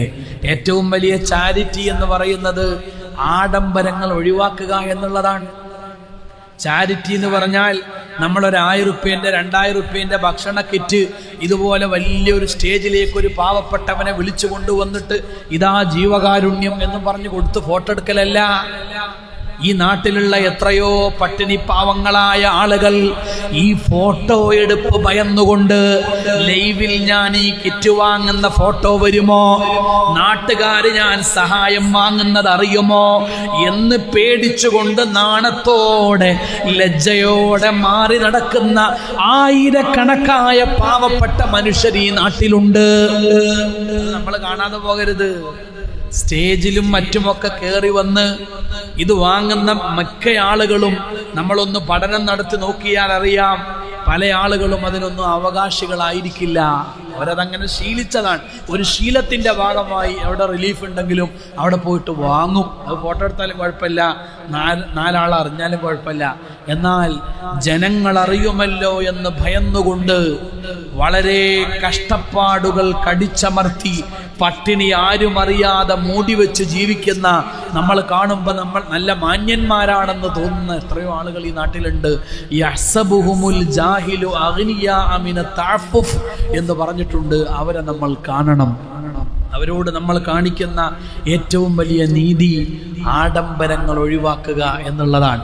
അല്ലാഹു സുബ്ഹാനഹു വ തആല നമുക്ക് മനസ്സിലാക്കാനുള്ള തൗഫീഖ് നൽകട്ടെ. ഹലാലായ ആനന്ദങ്ങൾ നിയന്ത്രിക്കുന്നിടത്താണ് വകുലൂ വശ്റബൂ വലാ തുസ്രിഫൂ, അവിടെയാണ് ഹൃദയങ്ങൾ അല്ലാഹുവിലേക്ക് ആകർഷിക്കപ്പെടുന്നത് എന്ന് പരിശുദ്ധ ഖുർആൻ മൂന്നാമതായി സൂറത്തു ഫാത്തിറിൽ അല്ലാഹ് പഠിപ്പിക്കുകയാണ്. നിനക്ക് എൻ്റെ ആരാധനകൾ മധുരമുള്ളതായി മാറണോ, ഞാൻ ആരാണെന്നറിയാൻ ശ്രമിക്കുക. ഇന്നമാ യഖ്ഷല്ലാഹ മിൻ ഇബാദിഹിൽ ഉലമാ. ഈ ലോകത്ത് ഏറ്റവും ആനന്ദത്തോടെ ഭയഭക്തിയോടുകൂടെ അള്ളാഹുവിനെ ആരാധിക്കുന്നത് അള്ളാഹു ആരാണെന്ന് തിരിച്ചറിഞ്ഞ മനുഷ്യരാണ്. അള്ളാഹുവിനെ തിരിച്ചറിയാൻ നമുക്ക് ഒരുപാട് മാർഗങ്ങളുണ്ട്. പടച്ച തമ്പുരാന്റെ കുദറത്തിന്റെ അപാരതകൾ ഓരോ കൃത്യമായ ഇടവേളകളിൽ അള്ളാഹു സുബ്ഹാനഹു വ തആല നമുക്ക് കാണിച്ചു തരുന്നില്ലേ? ഇപ്പൊ 2025 ആരംഭിച്ചത് തന്നെ അമേരിക്കയിലെ കാലിഫോർണിയയിലെ കാട്ടുതീയുടെ വർത്തമാനങ്ങളുമായിട്ടാണ്. 10-25 ദിവസം ലോകം മുഴുവനും ആ കാട്ടുതീയുടെ പിന്നാലെ പോയി. കെയ്ത്ത് വാഷർമാൻ എന്നു പേരുള്ള ശതകോടീശ്വരനായ ഒരു മുതലാളി സോഷ്യൽ മാധ്യമങ്ങളിൽ ഒരു പോസ്റ്റ് ഇട്ടു. എന്താ പറഞ്ഞത്? കാലിഫോർണിയയിൽ ഇതാ കാട്ടുതീ വളർന്നു പന്തലിക്കുകയാണ്. ഞങ്ങളുടെ വീടുകളൊക്കെ കത്തിച്ചാമ്പലാവാൻ പോവുകയാണ്. ലോകത്തെ ഏറ്റവും വലിയ ശക്തി എന്ന് അവകാശപ്പെടുന്ന അമേരിക്കൻ ഗവൺമെന്റിന്റെ സംവിധാനങ്ങൾക്ക് സാധിക്കുന്നില്ല ഈ കാട്ടുതീ അണച്ചു തരാൻ. അതുകൊണ്ട് ഞാനിതാ അർത്ഥിക്കുകയാണ്, ലോകത്തുള്ള ഏതെങ്കിലും ഒരു വ്യക്തിക്ക് സാധിക്കുമോ, ഏതെങ്കിലും ഒരു പ്രൈവറ്റ് കമ്പനിക്ക് സാധ്യമാകുമോ ഇവിടെ കൂടി വരാൻ, ഈ കാട്ടുതീ ഒന്ന് അണച്ചു തരാൻ, ഞങ്ങളെ ഒന്ന് രക്ഷപ്പെടുത്താൻ? എൻ്റെ കൊട്ടാരം 261 കോടി വിലമതിക്കുന്ന കൊട്ടാരമാണ്. ഈ മടവൂരിലോ പരിസരങ്ങളിലോ മലബാറിലൊക്കെ ഒരുപാട് കൊട്ടാരങ്ങളുണ്ടല്ലോ. ഏതെങ്കിലും ഒരു കൊട്ടാരത്തിന് ഇത്രയും ചെലവുണ്ടോ? 261 കോടി രൂപ വിലമതിക്കപ്പെടുന്ന കൊട്ടാരം. ആ കൊട്ടാരത്തിന്റെ മുന്നിൽ നിന്നുകൊണ്ടാണ് കെയ്ത്ത് വേഷർമാൻ ലോകത്തിന്റെ മുന്നിൽ നിസ്സഹായതയോടുകൂടെ നിലവിളിച്ചത്. കോടാനുകോടി രൂപ വിലമതിക്കുന്ന ഈ കൊട്ടാരമൊന്ന് രക്ഷപ്പെടുത്താൻ 5 മിനിറ്റ് സമയം കഴിഞ്ഞാൽ ഇതൊരു ബെഞ്ച് ഓഫ് ആഷസായി മാറുകയാണ്, ഒരു പിടി ചാരമായി മാറാൻ പോവുകയാണ്. ആരെങ്കിലും ഒന്ന് വരണേ, പറയുന്ന പണം ഞാൻ എറിഞ്ഞു തരാം എന്ന് പറഞ്ഞു. ആരും വന്നില്ല. അരമണിക്കൂർ കഴിഞ്ഞപ്പോ സോഷ്യൽ മാധ്യമങ്ങളിലെ ഈ പോസ്റ്റ് ആ മനുഷ്യൻ പിൻവലിച്ചു. കാരണം 261 കോടി രൂപ വിലമതിക്കുന്ന തന്റെ കൊട്ടാരം കത്തിച്ചാമ്പലായി പോയി. തറ മാത്രമേ ബാക്കിയുള്ളൂ, വേറൊന്നും ബാക്കിയില്ല. പടച്ച തമ്പുരാന്റെ ഖുദ്റത്തിന്റെ അപാരത ആർക്കാണതിനെ തള്ളിക്കളയാനാവുക? സുബ്ഹാനല്ലാഹ്. കലമാദിന്റെ കനത്താകാരങ്ങളാൽ ശക്തിയാലൊന്നു പിടിച്ചു കൂലുക്കിയാൽ കാലത്തിന്റെ ശക്തി, പടച്ച തമ്പുരാന്റെ ഖുദ്റത്തിന്റെ അപാരത. രാത്രി 9 മണി 10 മണി നേരത്ത് സ്നേഹത്തോടുകൂടെ വാത്സല്യത്തോടുകൂടെ സ്വന്തം ഭാര്യയെ, ഭർത്താവിനെ, കുഞ്ഞുമക്കളെ, പേരക്കിടാങ്ങളെ ആശ്ലേഷിച്ചുകൊണ്ട് കെട്ടിപ്പിടിച്ചുകൊണ്ട് സാധാരണ പോലെ ഒരു കട്ടിലിൽ ഉറങ്ങാൻ കിടന്നതായിരുന്നു വയനാട്ടിലെ ചൂരൽമലയിലെ മുണ്ടക്കൈയിലെ പാവങ്ങളായ നമ്മുടെ സഹോദരീ സഹോദരന്മാർ. ഒരു രാത്രി ഇരുട്ടി വെളുത്തപ്പോഴേക്ക് 40 കിലോമീറ്റർ അകലെ, 70 കിലോമീറ്റർ അകലെ നിലമ്പൂർ കാടുകളിലേക്ക് ചാലിയാറിന്റെ ഓളങ്ങൾക്കൊപ്പം ജനാസകളായി ചിതറിത്തെറിച്ചു പോയ നമ്മുടെ സഹോദരന്മാർ.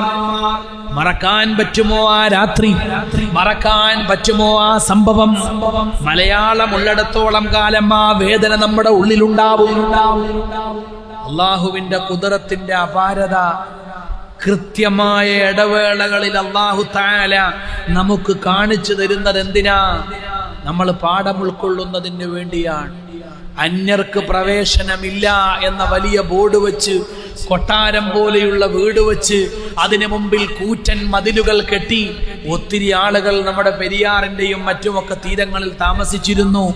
പ്രളയം വന്നു, വെള്ളം അടിച്ചു കയറിയപ്പോ ആദ്യം മുങ്ങിപ്പോയത് അന്യർക്ക് പ്രവേശനമില്ല എന്നുള്ള ബോർഡാണ്. പിന്നെയും വെള്ളം അടിച്ചു കയറി വന്നു, ഇരമ്പിയാർത്തു വന്നു. ജീവന് വേണ്ടി പിടയുകയായിരുന്നു മനുഷ്യന്മാർ. അതുവരെ കാണുന്നവരൊക്കെ അന്യന്മാരാണ്. അന്യർക്ക് പ്രവേശനമില്ല എന്ന് ബോർഡ് വെച്ചത് ഏലിയൻസിനെ ഉദ്ദേശിച്ചിട്ടല്ല, അന്യഗ്രഹ ജീവികളെ ഉദ്ദേശിച്ചിട്ടല്ല. നമ്മളാണ് അന്യന്മാർ. ഞാനും എൻ്റെ ഭാര്യയും എൻ്റെ മക്കളും അല്ലാത്ത എല്ലാ മനുഷ്യരും അന്യന്മാരാണ്. അവർക്കാർക്കും പ്രവേശനമില്ല. അവർ വന്നാൽ പട്ടി കടിക്കും, അവർ വന്നാൽ മറ്റു പല വിഷമങ്ങളുണ്ടാവും എന്ന് ചിന്തിച്ച് നടന്നിരുന്ന ആളുകൾ പ്രാണനു വേണ്ടി കടന്ന് നിലവിളിക്കുമ്പോ തോണിയുമായി വരുന്നത് മത്സ്യബന്ധന തൊഴിലാളികളാണ്. ഏറ്റവും കൂടുതൽ അന്യതാ മനോഭാവത്തോടുകൂടെ മാറ്റി നിർത്തിയവർ. അവരുടെ അടുത്തിരിക്കുന്നത് ഇഷ്ടമില്ല, അവരോട് സംസാരിക്കാൻ ആഗ്രഹമില്ല. മീനിന്റെ മണമാണ്, മത്സ്യത്തിന്റെ ഗന്ധമാണ്, അതുകൊണ്ട് അകറ്റി നിർത്തേണ്ടവരാണ് എന്ന് അത്രകാലം ചിന്തിച്ചിരുന്ന ആളുകൾ, ഈ മത്സ്യബന്ധന തൊഴിലാളികൾ തോണിയുമായി വരുന്നതും കാത്തുനിന്നു. ദുരിതാശ്വാസ ക്യാമ്പുകളിൽ ചെന്നിരുന്നപ്പോ ഉണ്ണാനുമില്ല, ഉടുക്കാനുമില്ല, പല്ല് തേക്കാനും ബ്രഷില്ല, പേസ്റ്റില്ല. കേരളത്തിന്റെ നാനാഭാഗങ്ങളിൽ നിന്ന് ചെറുപ്പക്കാർ ഒഴുകി വരികയാണ്. ഒരാൾ പേസ്റ്റ് കൊടുത്തു, അത് കൈനീട്ടി വാങ്ങി. മറ്റൊരാൾ ബ്രഷ് കൊടുത്തു, അതും കൈനീട്ടി വാങ്ങി. ഒരാൾ ബ്രെഡും ജാമും കൊടുത്തു, അതും കൈനീട്ടി വാങ്ങി. ഒരാൾ മാക്സി കൊടുത്തു, മുണ്ട് കൊടുത്തു, തോർത്ത് കൊടുത്തു. കിട്ടുന്നതൊക്കെ ആർത്തിയോടുകൂടെ കൈനീട്ടി വാങ്ങുമ്പോൾ അവനിങ്ങനെ ആലോചിക്കുവാണ്, അല്ലാഹുവേ, ആരാണ് എനിക്ക് അന്യൻ? തിരുവനന്തപുരത്ത് നിന്ന് സഹായവുമായി വന്നയാൾ എനിക്ക് അന്യനല്ല. കോഴിക്കോട് നിന്ന് സഹായവുമായിട്ട് വന്നയാൾ എനിക്ക് അന്യനല്ല.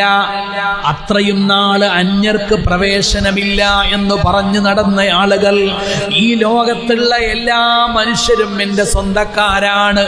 ആര് തന്നാലും ഞാൻ വാങ്ങും, ആര് സഹായിച്ചാലും ഞാൻ സ്വീകരിക്കും, ആര് രക്ഷപ്പെടുത്താൻ വന്നാലും ഞാൻ കൂടെ പോകും. എല്ലാവരും എൻ്റെ സ്വന്തക്കാർ, എല്ലാവരും എൻ്റെ ബന്ധുക്കൾ. മാറിയില്ലേ?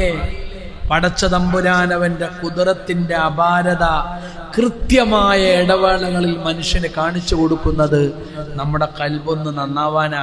അള്ളാഹു ആരാണെന്ന് നമ്മളൊന്ന് തിരിച്ചറിയാൻ വേണ്ടിയാണ് ഈ പ്രപഞ്ചമാകുന്ന പാഠപുസ്തകം ഇവിടെ ഈ നിൽക്കുന്ന കുന്നുകളിലേക്ക്, മരുഭൂമികളിലേക്ക്, ഒഴുകുന്ന ആറുകളിലേക്ക്, അലയടിക്കുന്ന സ്ഥലമാലകളിലേക്ക് എല്ലാം അല്ലാഹു തആല നമ്മളോട് പോയി നോക്കാൻ പറഞ്ഞു. പ്രപഞ്ചമാകുന്ന പ്രപഞ്ചങ്ങൾ മുഴുവനും നീ ഒന്ന് സഞ്ചരിക്കണേ. എന്തിനാ നമ്മോട് യാത്ര ചെയ്യാൻ പറഞ്ഞത്? കള്ളു കുടിക്കാനല്ല, ലഹരി പദാർത്ഥങ്ങൾ ഉപയോഗിക്കാനല്ല, വേണ്ടാത്തരങ്ങൾക്കൊരിടം കണ്ടെത്താനല്ല. എന്തിനാ ലോകം മുഴുവനും കറങ്ങാൻ പറഞ്ഞത്? ഇന്നെല്ലാരും കറങ്ങുന്നുണ്ട്. കറങ്ങുന്നവരൊക്കെ ആയത്തു ഹദീസും അല്ലാഹു തആല എത്ര തവണയാ ഖുർആനിലോ യാത്ര ചെയ്യാൻ പറഞ്ഞത്? റസൂലുള്ളാഹി സ്വല്ലല്ലാഹി അലൈഹി വസല്ലമ തങ്ങൾ എത്രയാ യാത്രയെ പ്രോത്സാഹിപ്പിച്ചത്? പിന്നെ നമ്മൾ വീട്ടിലിരിക്കാൻ പറ്റുമോ? പെണ്ണുങ്ങൾ പറയുന്ന വർത്തമാനമാണ്. ആയത്തു ഹദീസ് ഓതിയിട്ട് ഇല്ലാത്ത കാശ് മുടക്കി എല്ലാവരും ഇന്ന് യാത്ര ചെയ്യുന്ന കാലമാണ്. പക്ഷെ ആയത്തിലും ഹദീസിലും യാത്ര ചെയ്യാൻ മാത്രല്ല, എന്തിനാണ് യാത്ര ചെയ്യേണ്ടത് എന്ന് കൂടി പഠിപ്പിച്ചിട്ടുണ്ട്. അതുകൂടി നമ്മൾ പഠിക്കേണ്ടതാണ്. ചില കാര്യങ്ങൾ അങ്ങനെയാണ്. ചിലതിൻ്റെ വാലുകളും തലകളും മാത്രമേ നമ്മൾ പഠിക്കൂ.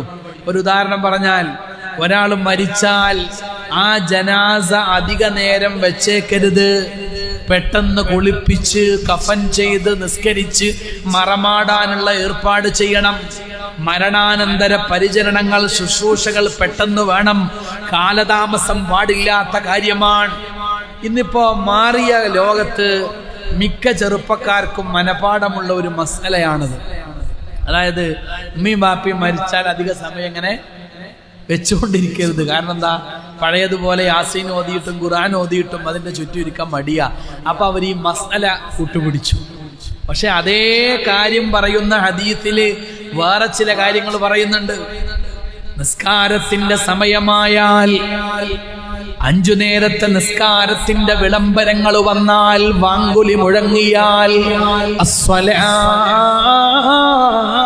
ഇദാ ഹാനത്, സമയമായാൽ നിസ്കാരത്തെ പിന്തിപ്പിക്കരുത്. ആ ഹദീസ് ആരും വായിക്കുന്നില്ല. വേറൊരു കാര്യം പറഞ്ഞു, ഒരു തെറ്റു ചെയ്തു പോയാൽ തൗബ ചെയ്യാൻ കാലതാമസമരുതേ. ചെറിയ പെരുന്നാൾക്ക് ഒരു തെറ്റ് ചെയ്തു, ടൂർ പോയപ്പോ ചെയ്തതാ. അന്ന് തീരുമാനിച്ചു, ഇനി 27 വരട്ടെ, അടുത്ത കൊല്ലം അന്ന് തൗബ ചെയ്യാം. 27-നല്ല തൗബ ചെയ്യേണ്ടത്.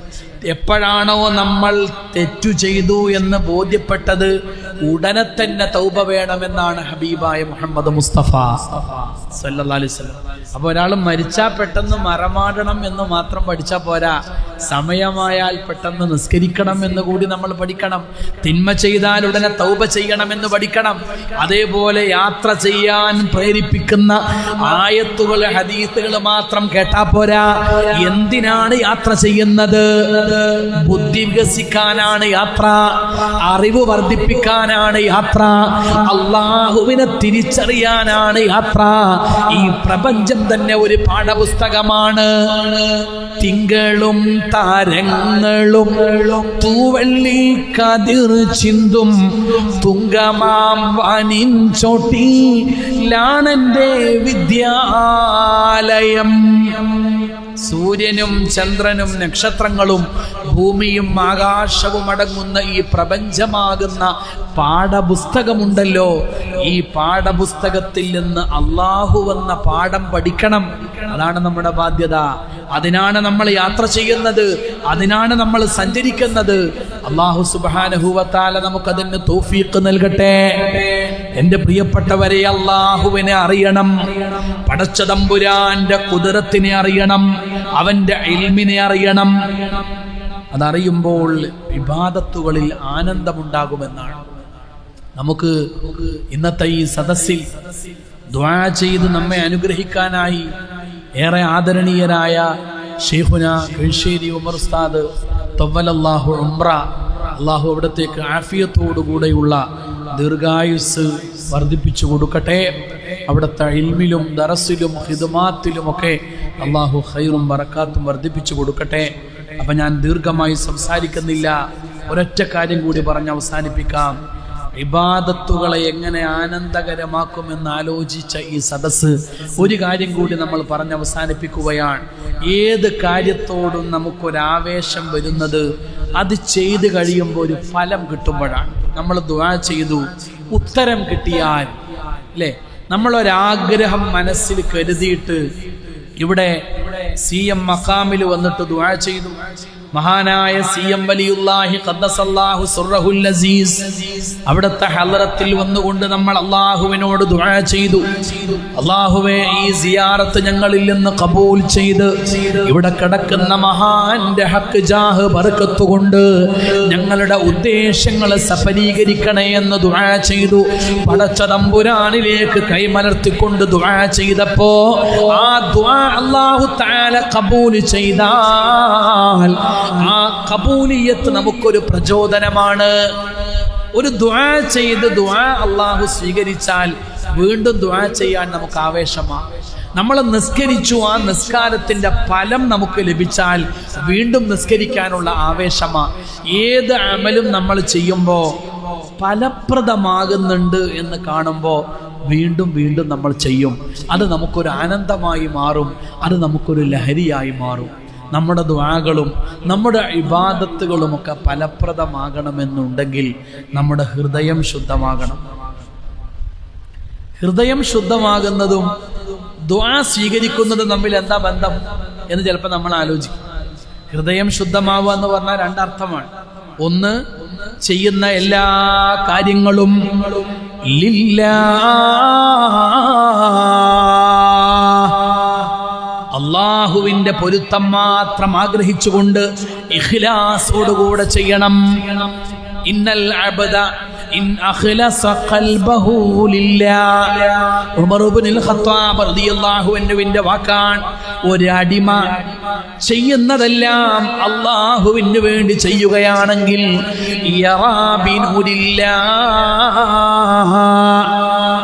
ഖൽബ് അല്ലാഹു തആല തുറന്നു കൊടുക്കുന്നതാണ്. ഇഖ്ലാസാണ് ഏറ്റവും പ്രധാനം. രണ്ടാമത്തെ കാര്യം, മനസ്സ് നന്നാവുക എന്ന് പറഞ്ഞാൽ ഈ ലോകത്ത് ഒരു മഖ്ലൂക്കിനോടും ഒരു മനുഷ്യനോടും ഒരു സഹോദരനോടും ദേഷ്യമില്ലാത്ത, വിദ്വേഷമില്ലാത്ത, കലിപ്പില്ലാത്ത, പോരില്ലാത്ത, അസൂയയില്ലാത്ത, അഹങ്കാരമില്ലാത്തൊരു മനസ്സ് അല്ലാഹു ആ മനസ്സ് നമുക്ക് നൽകട്ടെ. പരിശുദ്ധ റമളാൻ മുബാറക്കിലൂടെ അല്ലാഹു നമ്മുടെ ഉള്ളിൽ പരിശീലിപ്പിച്ച കാര്യം അതല്ലേ?